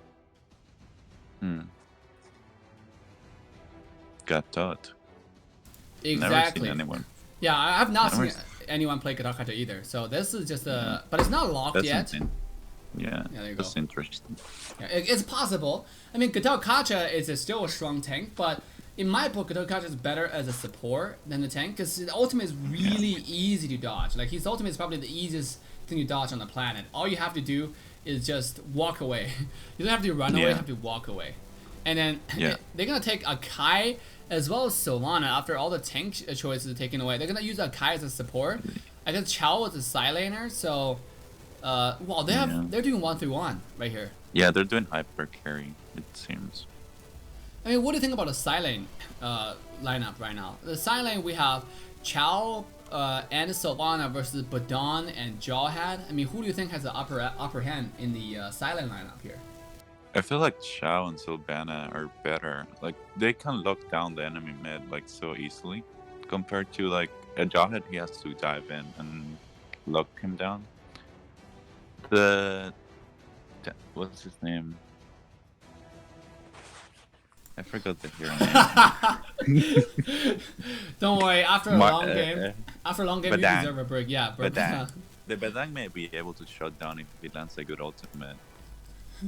After a long break, definitely we can't need a little bit of rest over here. You know, this is not easy. So, good job. Thank you for agreeing to be a co-caster with me. We have a little bit of emergency on that side, and then he will be go ahead taking care of family's business first. And then guys, ladies and gentlemen, welcome back to the North America Open Season Championship. This is the game between Team F as well as Team Dark Force users. Once again, I'm your caster, Assassin Dave. With me, the one and only A. Vicon. No, because you're known for many names, Vicon. Like, obviously, Vicon being the current name you use. Are you gonna change your name in any near future? Probably not. I think I'm gonna keep this name. All right, perfect. Wait, so right now when you look at the ban pick from both sides, the draft from both sides, which draft do you prefer better, and why? I think I prefer the. What's the team with Grok? What's the name of that team? Team F. I think Team F has like the more solid lineup because they have a lot of CC against the Harry. Yeah, they have. See, they pick a Kai as well. You're absolutely right. Yeah, that Harry has to really watch his step because if he gets pinned, stunned, or kicked, he's like dead by the carry. Yeah. Especially with late game. So, but and also I think Sylvana. What do you think about Sylvana? Sylvana actually, if Sylvana used right, Sylvana can also lock down Harith to make sure Harith doesn't get away. Yeah. So yeah, you're absolutely right. I mean, they are hyper focusing on this Harith here to make sure the Harith didn't do anything at all. The only thing I would say is Belair counters their comp a lot. Because Akai jumps into ult and he gets pushed away. Sylvana ults and she gets pushed away. So you can even take out Sylvana of her circle. Yeah. And she's like, her ult is just wasted. Exactly. You're absolutely right. I mean, if you look at Dark Force users' composition, they do have a lot of poke. So, I mean, Yeah. and then the Lolita is proven to be a really interesting choice. We already seen the game that Akatsuki took Lolita out against AE. That was a beautiful pick. I mean, your Yeah. Selena was just not, because Raquel was really comfortable and proficient on Selena, but that hero was just blocked away by the Lolita. All my stunts were blocked every time. That was so stressful. So what do you do as a competitive player to release stress? You know, when you're in a really, really interesting game. The what? I couldn't hear that. How do you release stress? How do you put yourself back in a ready to go position for the next game? I either eat or do something. Like I was eating candy when I was like going for the next game. Does candy actually work? Well, it's like a sugar rush that makes you happy for a second. So it helps you forget like the sourness you had in your mouth after losing, kind of. I mean, I guess so. Everyone has a way to until themselves, guys. So you make sure if you listen to it and you think that's helpful, oh, what a great idea. You know, that's something that you can do as well. But before we continue, I would be amiss if I didn't do a big shout out to our wonderful and generous sponsors that is helping our North America Open Season Championship. And ladies and gentlemen, once again, North America Open Season Championship NOSC is proud to present our generous sponsors, Gamerhub. Gamerhub is your competitive edge for gaming. Gamerhub offers guides, tutorials, walkthroughs for a variety of games, including your favorite game, Mobile Legends. Gamerhub has detailed hero information, up-to-date hero tier lists, and so on. So stay competitive and stay good at gamerhub.gg now. Again, that's gamerhub.gg now. And you can also find the link in the description. Are you a proud pet owner? Have you wondered how to make your cutest little one stand out among all the other pets? Well, K9 & Co. got you covered. K9 & Co. has everything you need from pet clothing to accessories. Dress up your pets in the latest and hottest fashion trends on the market. They got overalls, they got hoodies, they got cosplays, they got suits. K9 & Co. is the only place you need to keep your favorite pet warm and comfortable. So visit them at k9andco.com. Again, it's k9andco.com. You can also find the link in description. Last but not least, if you want to keep up to date with the latest North America Open Season Championship results, make sure you head to aesports.games now. Again, that's aesports.games now. You guys can find the link in description. Not only will you see overall results summary for Group West, you can also find the results for Group East respectively. You can see the game details among all the teams, and most importantly, guys, you can sponsor to North America Open Season Championship. This is a 100% crowdfunded tournament, and right now we're already at a $1,700 prize pool, all because of our generous sponsors and you guys. So once again, big shout out to our sponsors, and let's quickly walk through the first game between Team F and Team Dark Force users.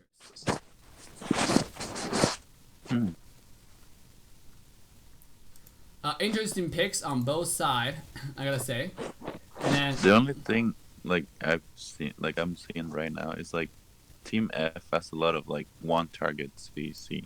yeah. But like the other team has like a lot of AoE CC, Belair, Welcome to Lolita, and Mobile Banana. Legends. If they land a good ult, like a good 5 combo, seconds it's till to the delete enemy the whole reaches enemy the combo. battlefield. Absolutely. Just Smash like them. that. Absolutely, and then the thing All about troops deployed. Dark Force users, they got some top class players from the entire North America combined. So this is going to be a top class game. Even though the opponent team have some really good hero synergy, but this is a team synergy competition overall. So Yeah. look at that poke from Valier. We're talking about that. He's getting stunned Back up, rock. rooted Yeah. down, and beaten up. First blood goes to Team Dark Force users.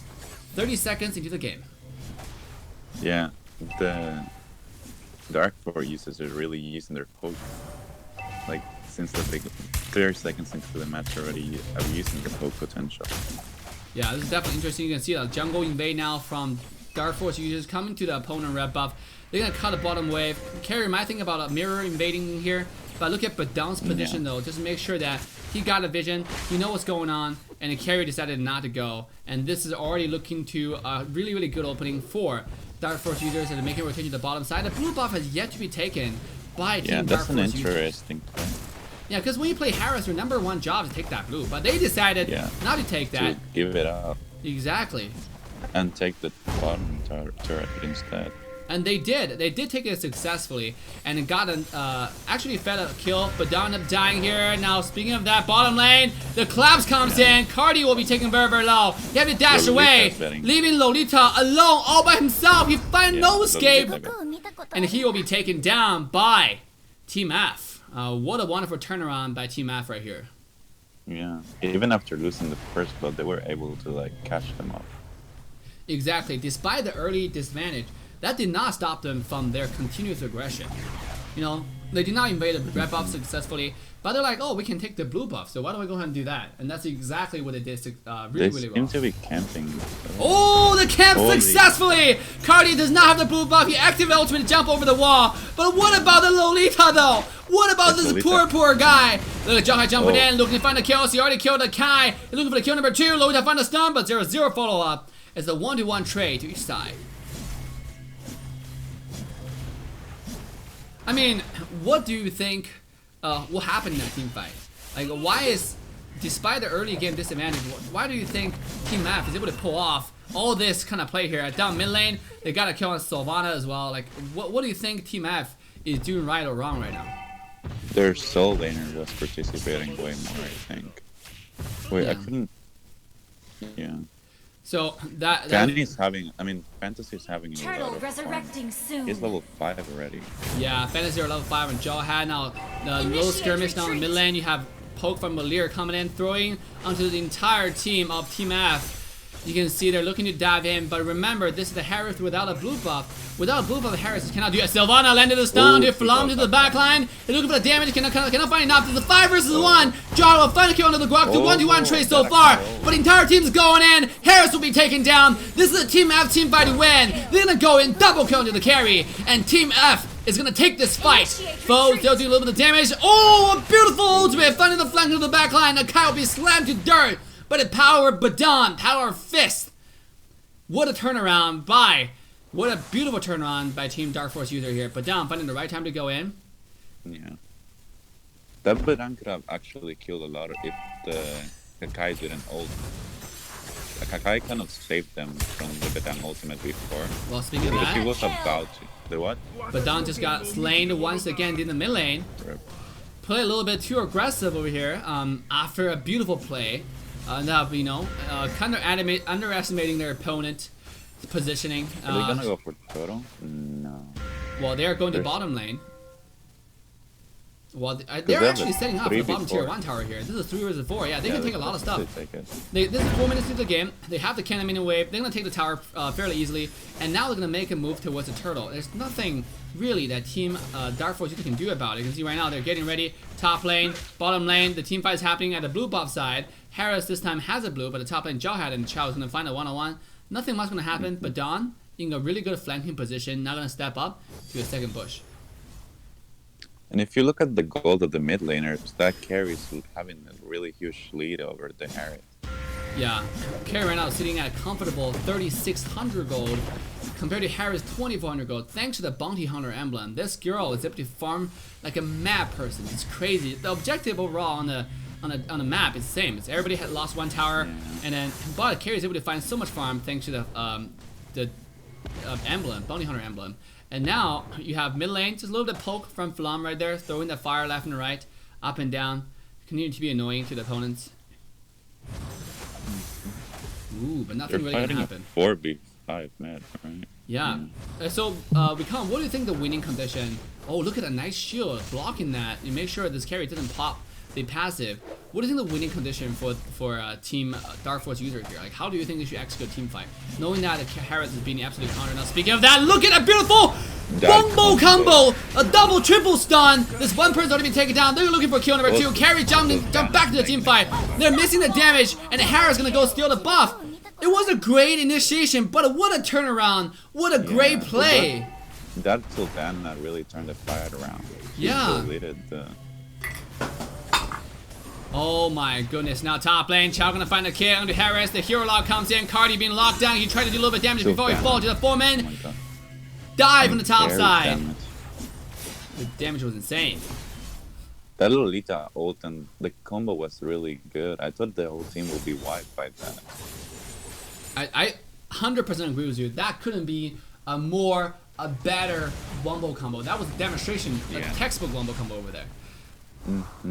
Lolita just found a perfect stun, but unfortunately it was just not gonna be enough. Now down the mid lane. Vanna's life steal, like she got herself back up to full HP in that fight right The ultimate comes in, you're gonna lock down the hair Falam, but they're trying to get away, not gonna happen. God, I can do this carry, and Team Alpha is popping off. They're looking for one. Jawhead will find only Grok going to the bush. The blue ball will be invaded. They have 4 men on Team Alpha right here, and the blue ball will be taken away by the same team. Harris gonna live the next 2 minutes without a blue yet again, and it just continue not able to be effective in those team fights. Oh, very interesting, like I said. Go ahead. I'm surprised Team F is doing so well in team fights. Because if you look at it, their comp is really like a one-target lock, mostly. Besides Akai, it's a one-target lock every time. Yeah. Carry, well, Chow. Team Dark Side or... Dark Force users. Dark Force user is like, they have the most team fight potential, honestly. Yeah. But this game is not over until it's over. Just like Bicon was saying, the Team Dark Force user does have a much bigger presence in team fights, the big team fights. They have Valir, they have Badon, they have Lolita. I mean, if they combo all 3 at the same time, this can be an easy wipe, just 3 as a 5. The top lane, Grok's gonna walk into the bush, finding Falam and Harris into the back. Chow's getting poked. Sylvana in the back looking for the flank. Meanwhile, oh, what a nice steal, and Badon will find a kill on the impact. Looking for the stun. This might be a stun onto one person right here. Akai being stunned, but he already pinned Fantasy onto the wall. So far, this is a fight for Team Dark Force users. 2-0 so far. Looking for kill number 3. What a beautiful throw from Fantasy. Will seal the fate for the Chow. He's nowhere to go. Akai jumping back in, but find himself a little bit too deep into the enemy line, and he will have to retreat and back off. This blue buff will be taken by Carrier successfully. But what a team fight from Team Dark Force users. Baller took the buff. So Harris still struggling to find a buff, I think. Yeah. Because they lost their buff to there. Yeah. I was surprised that they didn't. Oh, nice. Oh, on the Akai right here. But Lolita doesn't get away. No tower damage. Cardi might be too confident on his ability to jump in. Without a blue buff, gonna be knocked up, taken down, taken low. Impact, still locking the Lolita. Lolita taking very, very low, but he'll find a counter kill. The Grok combo comes in. A 1-3 trade goes to the favor of Dark Force users. That CC combo is so good in team fights. Yeah, just like you said. The enemy team cannot even when they have the advantage, they get the number advantage, they get destroyed. Yeah, because Team Dark Force user team fight presence is so large. The Lolita all on top of Badon's all on top of the Valir's CC. Their team fight presence is so large. What do you think? What do you think Team App need to do at this point in order to have a chance in this game? They have to lock like single out people because their comp is basically trying to single out people so they can kill them. Yeah. They don't really have the ability to fight as much. They're basically just trying to kick someone, stun someone, pin someone against a wall, or lock them down with Sylvana, so the carry kills them. Exactly. I mean, it's not really... Their team fight is not really great. It's mostly pin down someone so you kill them. Top lane, looks like we're messing a little bit of skirmish here. Stun connected to Akai. It is Akai looking for the engage, but down when they find the flank of the backline. Carry has already slain. Just 3 kills instantaneously. Make it 4, and they're looking for the 5. It's an ace. Only 10 minutes into the game to the favor of Dark Force users, and they're gonna put in the high ground tower. They might even look to end the game right here and right now. Did Akai just push the Bedang ultimate towards the carry? Because it seemed to be moving, right?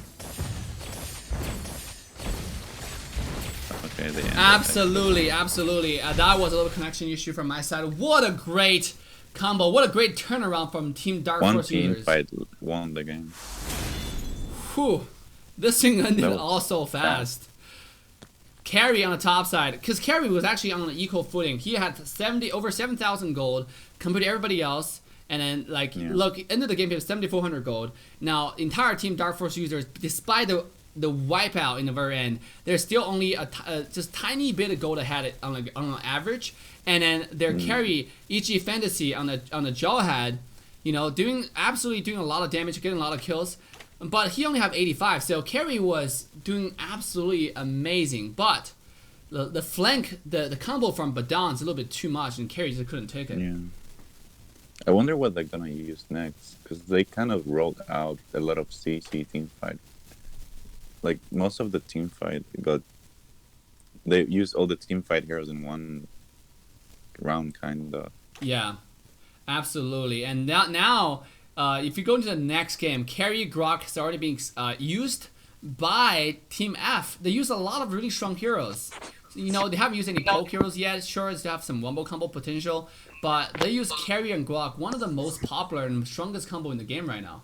So once again, big shout out to Team Dark Force users for showing us some textbook wombo combo over there. That was beautiful. And we're gonna take a short 5-minute break, and we'll come back in a little bit. So if you haven't liked, subscribe, and turn the bell on, make sure to go and do that so you do not miss another group stage game. You do not miss the game 2 between Team F and Team Dark Force users. We'll see you guys in 5 minutes.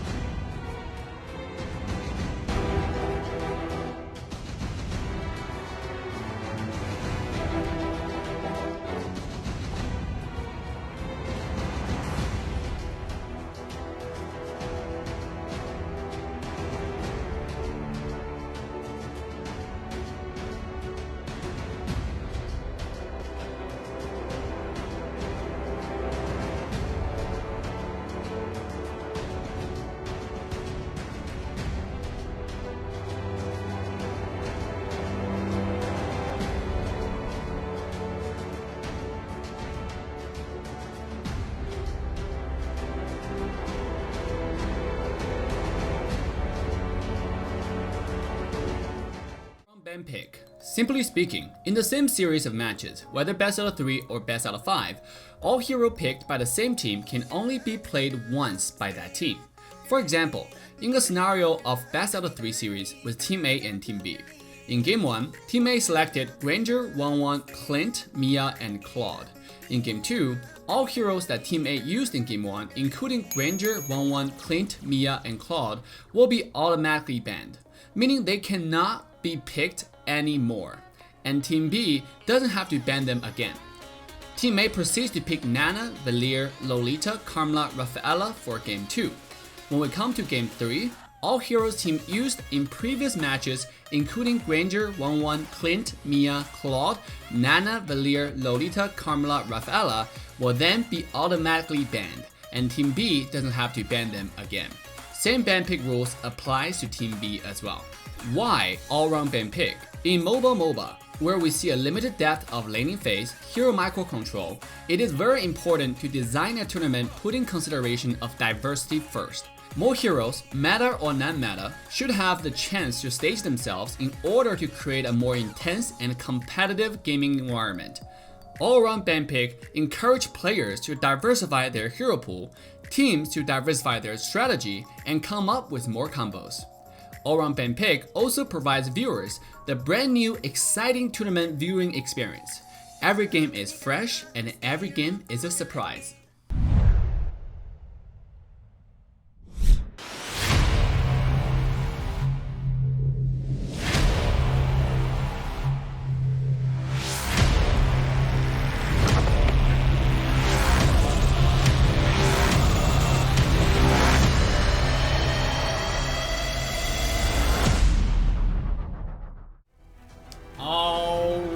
Ladies and gentlemen, welcome back to the North America Open Season Championship once again, as we walk into Game 2 between Dark Force users and Team F.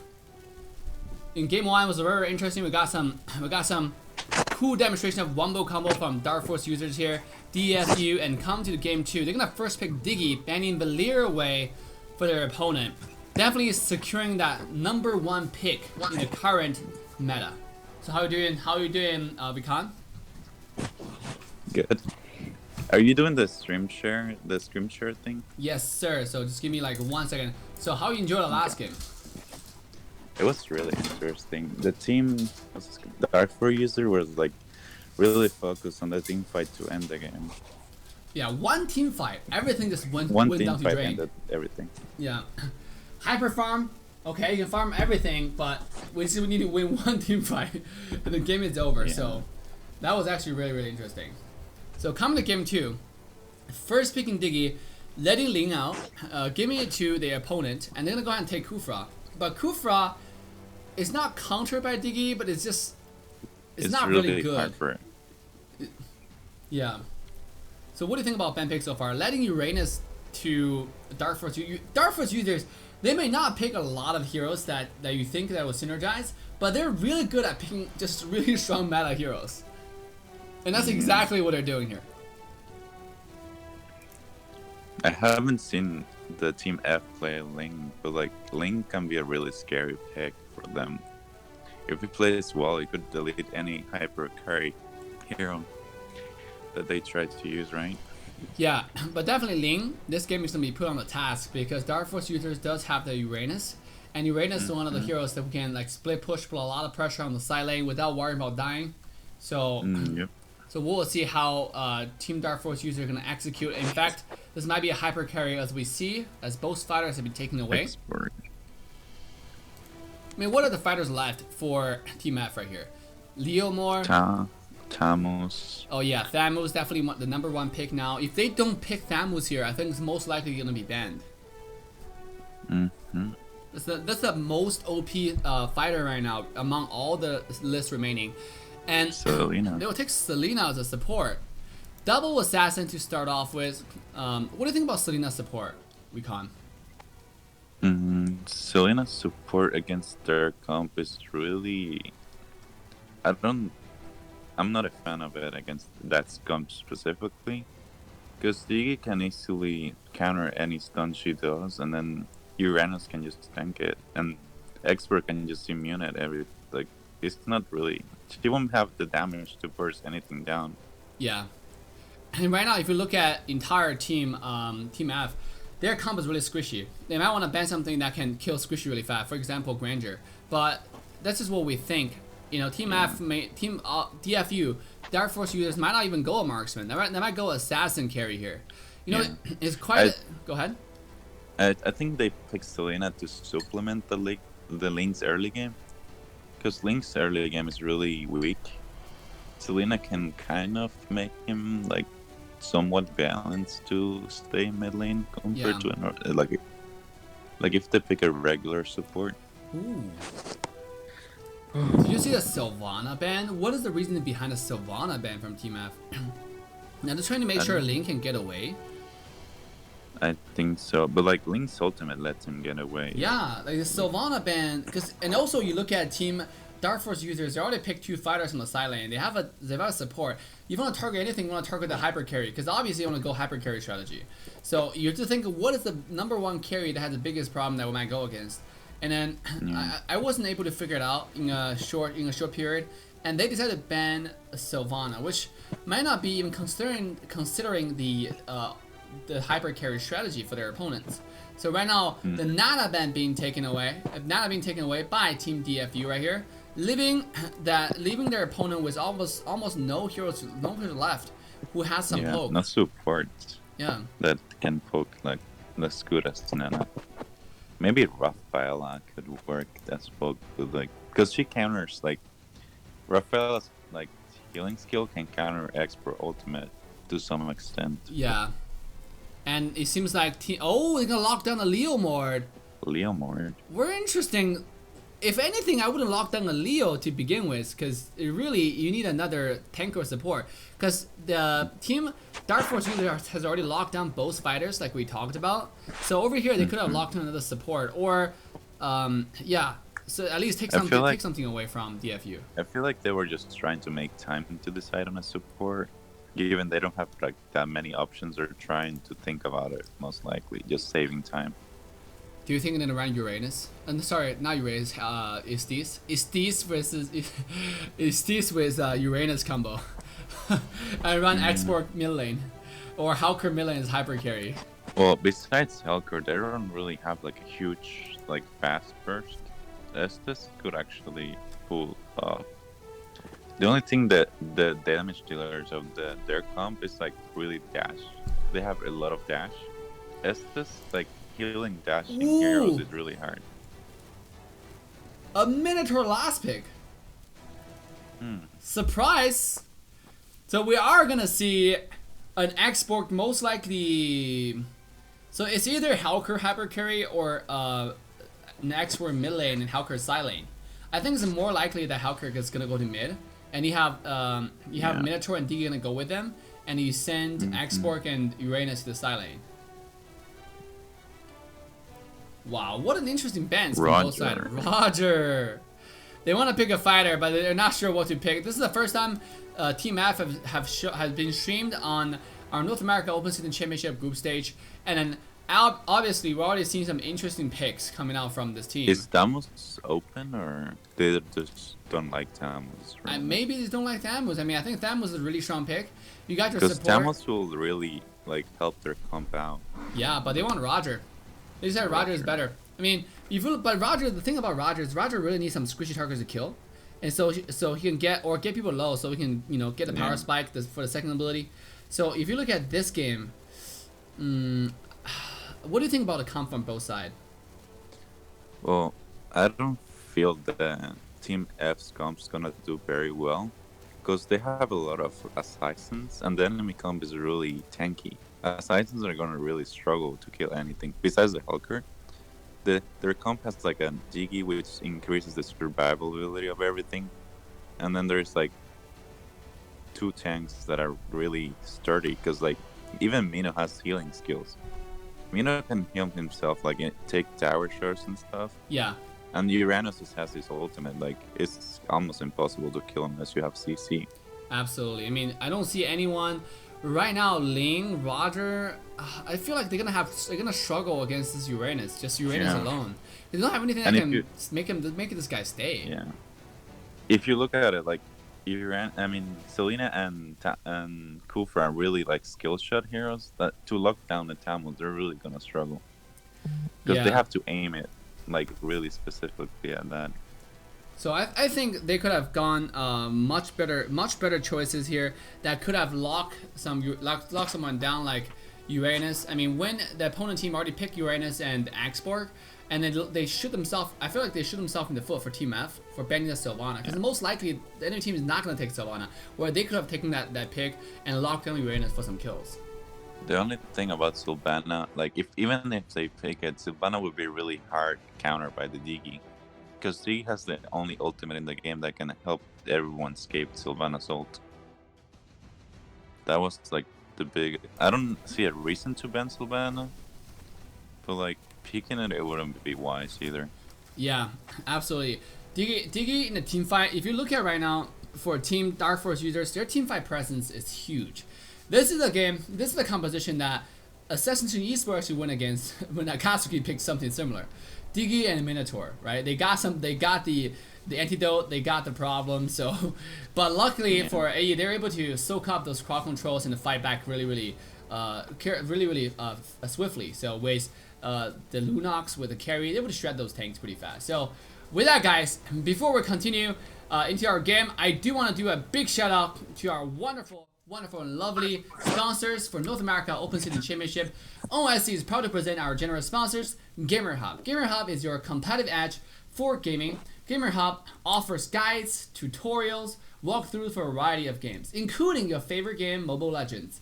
Gamerhub has detailed hero information, and they have up-to-date tier lists and so on. So stay competitive and stay good, and don't be a noob at gamerhub.gg now. Again, that's gamerhub.gg. You can also find this link in description. Are you a proud pet owner? Have you wondered how to make your cutest little one stand out among all the others? Well, K9 & Co. got you covered. K9 & Co. has everything you need from pet clothing to accessories. Dress up your pets in the latest, hottest fashion trends. They got overalls, they got hoodies, they got cosplays, as well as suits. So K9 & Co. is the only place you need to keep your favorite pet warm and comfortable. So make sure you go visit them now at k9andco.com. That's k9andco.com. You can also find a link in description. Now, last but not the least, Arena Esports.games. AEsports.games. AEsports.games is the one place you need to keep your favorite, to keep up to date latest NOSC results. So make sure you head to AEsports.games now. And again, AEsports.games now. They have all the results for all the games that's up to date until this point. So once again, guys, big shout out to our sponsors, and let's walk into the game 2 between Dark Force users as well as their opponent, Team F. I'm your caster today. With me, the one and only, my special guest, AE Beacon. How you doing, Beacon? Good so far. I really want to see the Roger play. I've never seen a Roger play in the tournament so far, right? Yeah, this is the first time we see Roger debut in the tournament. You can see the bottom lane. He has the wolf form. Continue going to poke with the human form, though. This is actually an interesting start from both sides. I see a Roger bottom lane. You know, like, usually so far, the most popular strategy has been like 4 people mid. But not for like this game. This game you have kind of split. Ling is not going to be down mid lane. And they're going to secure this HP crab. Can they get it? Ling. Nope, not going to get it because Axborg's first skill is doing way too much damage. And they will secure this HP grab. And probably including the one on the right side. Because right now, if you look at entire team from the... Oh, look at it. Poke down the mid lane though. Ling already down to 50% HP. That was a really risky move. I know, without the ability to clear the wave. This is looking like the game for Team Dark Force users. They got the HP crab. They're healing up just fine. They know that Ling is really weak. For the aim bait.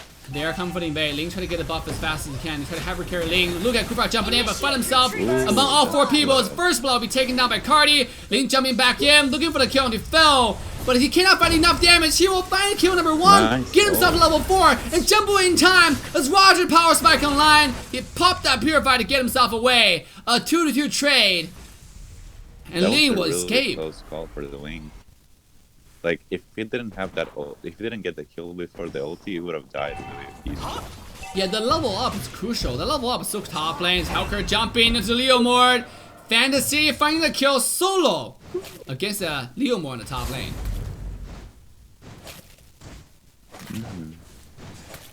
This is not looking good at all at bottom lane. Look at that. They know this guy's not level 4 yet. He's almost level 4. They're gonna jump to bottom side, but don't have any crowd control to actually lock this guy down, so we talk about.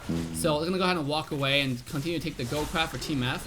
Bottom lane, Fo's gonna secure that wave, get his level 4, pop that ult. And like I said, he's just gonna stay alive because there's not gonna enough damage to kill this tank. Meanwhile, top lane, it is Team Dark Force user securing the objective, finding the trade on the top side tier 1 tower, with bottom tier 1 tower successfully defended by Fo on the Uranus. Dark Force is an interesting comp. They're using Hulk versus Soul Laner.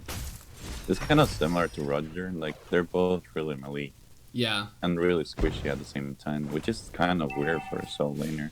Yeah, meanwhile, the blue buff come, it looks like they want this buff. Mino has the ultimate. Ling's gonna get the blue. Mino has the ult still, is looking for it. Now we have Export doing a lot of damage to the backline. Kufa's being taken down. Selena being taken down. And the entire Team F is on retreat. They're trying to run away, but it's not gonna happen. Leomore doesn't have the horse yet. Ling in the back will find a kill number 1. He's looking for kill number 2 under the Cardi, but it's not gonna happen. It's the entire Team Dark Force uses the Anki's face. He had to pop the ultimate just to get away. It's gonna be enough against Uranus. Thankfully, luckily, he does it the first kill, and Ling will survive to see another fight. I think Dark Force taking the turtle without any contest right now. Yeah.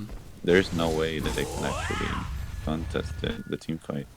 13,000 gold lead to the favor of Dark Force users.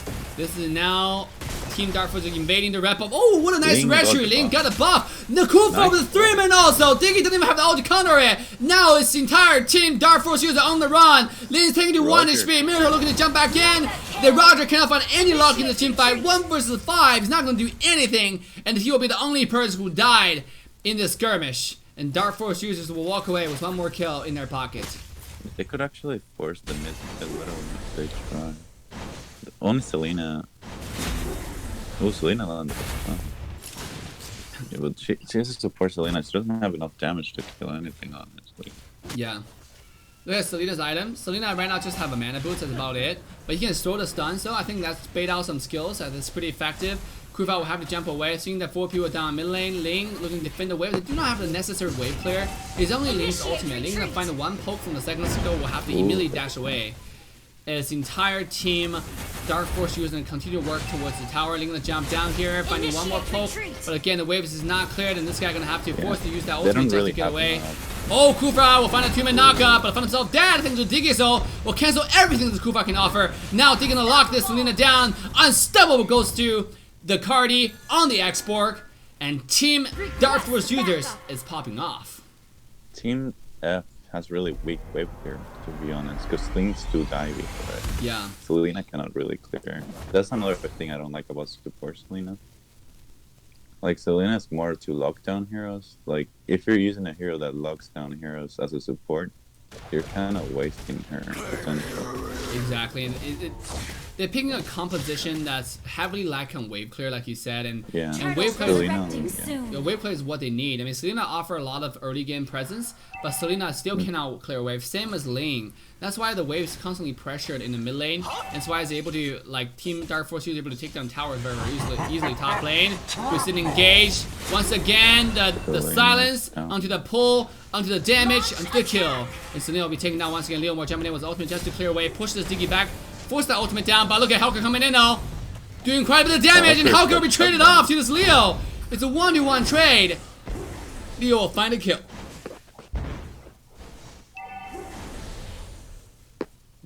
Look at Roger though. Roger in the bottom lane. Roger's managing to push that lane. Yeah, this is like Gosu General 2.0 right here. Yeah, there's a split push. Like, oh, now Roger. He's gonna touch himself with the tower. Yeah, he has nowhere to go. He saw DB coming. He was like, no, I'm not getting out of this. Let me just go ahead and take the tower. I'm dying with the tower. Yeah, I mean, at least that's honorable death, right? Yeah. You die with the tower, at least you get something out of it. If you just die without getting anything, that's just kind of sad. Mm-hmm. Meanwhile, bottom side, Kufra getting a little bit poked out right here, but it's gonna be fine. Lin gonna go ahead and find some farm down mid lane. When you're playing behind, you have to go ahead and find a farm. But he's sitting at 3,800 gold with a 6-0 Axborg, who is sitting at a whopping 5,000 gold. I mean, this Axborg is not just gonna be one of those heroes who's gonna slow you down or do some damage. He's a fight decider at this point. He will shred your HP instead of chipping away. Look at that damage onto the Roger over there. Top lane. Hawker will pop the ult just to confuse their opponent a little bit. Bottom lane, no one's defending. Just a Roger 1 versus 3. Yeah, and Roger, I don't think Roger can hold that off. He has too much. Yeah, now Lane try to steal the buff. Attack! Might be too risky. Selena, I have not seen Selena even using a lot of like super snipe. It's gonna be like the snow snipe. It's not even a combo yet. Now Kufa should jump away, but he might be left alone by his teammates. The flame shot to push this Uranus away. Pull back, but is he gonna get away? Nice. The ultimate comes down. Lin jumps in to save his tank. A nice interruption from this assassin to make sure his support stays alive. With the turtles coming up, and all of them are really forced out of the full bottom top lane. Exactly. There's nothing they can actually do to contest that. I mean, Team Dark Force users are already sitting at a 5,000 goal lead. They're looking stronger than ever. I mean, this is going up and up and up for them. If they continue this rage that like we discussed before the game started, they have Diggy, they have Minotaur, and the combo potential, team fight potential is absolutely insane. Leomore just come in, show off his horse, and die along with it. Delaying the inevitable, that's just unpleasant, where you try to defend the tower, but instead we're just feeding one more kill to the opposition. Lane will be pulled down here though. Kufra will have to ball himself away. Once again, Team F got put on the back foot to continue to defend, looking to play very passively. Lane cannot even clear wave. No one on their team can clear wave.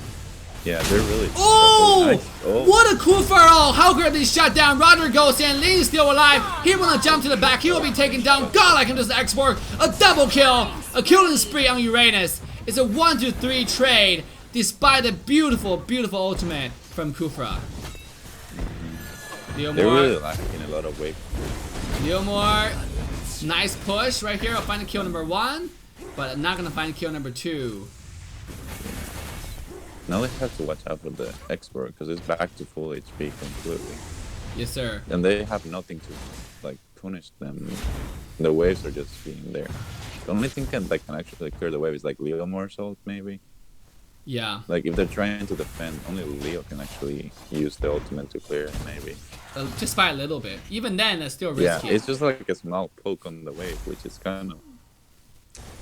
Exactly. Because if they lane, take Lord, nothing gonna happen. You're absolutely right. If they take Lord, there's nothing that can kill the Lord. yeah, there's nothing to stop the Lord. Yeah, Team S is so heavily dived that this is actually looking disgusting. Kufra, picking up heavily dive, cannot get away. After you're in, you never go back, says Team Dark Force users, and they will be taking down this Kufra. The red buff will go to Dark Force users' favor now, as they're absolutely unstoppable. This train is not gonna stop at any time, anywhere. They're gonna go ahead and take Lord, like you said, Mizu, and Recon, and you know, Team F just cannot find any Lux in this fight. Ling's underfarmed. You look at Ling's farm, sitting at 5,600. That's lower than Minotaur right now. And Selena cannot do anything at this point. Yeah, So even a stun wouldn't be able to do anything. exactly. And look Because at she's Halkerd. so on their farm. Selena has 4,700 gold. She has. What do you think about Thunder Bell item. first item on Selena? Well, it helps with mana, but I wouldn't build it.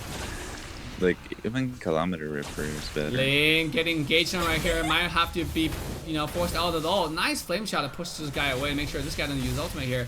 And now Impact is playing really. There's nothing else he can do. Try to defend the Lord, but it doesn't seem very likely. And this is Dark Force user knocking on the front door of their opposition. Kufa engaged into one person. He probably looking for the 4-man pushback. It's not gonna happen. He will be slammed to dirt.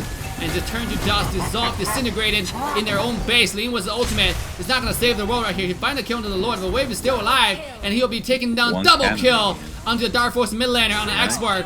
Make it triple kill. This might be a savage. This might be a maniac. And Diggy says no, but it's a quarter kill inside the base. Dark Force user have the wave, and they're gonna end the game right here and right now in a convincing fashion, 2-0 against their opposition Team F.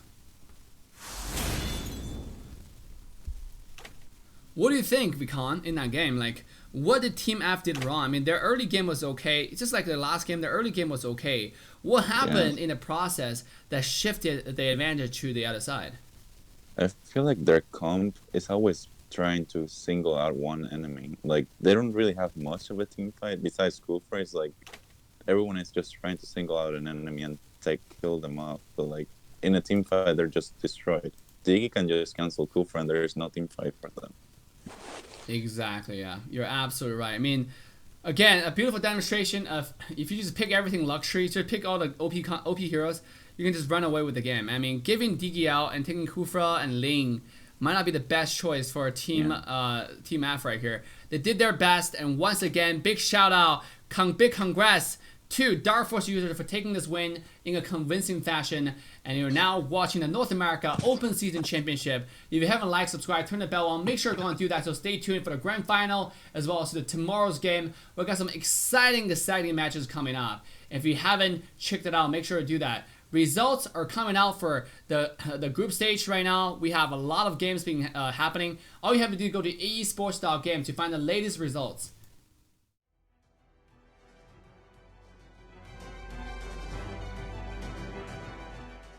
But once again, guys, I hope you guys enjoyed the stream. Make sure to like, subscribe, and turn that bell on. As Dave signing off. And I will see you guys all in tomorrow's group stage, day 4, featuring all your favorite teams at once. See you guys tomorrow. Bye now.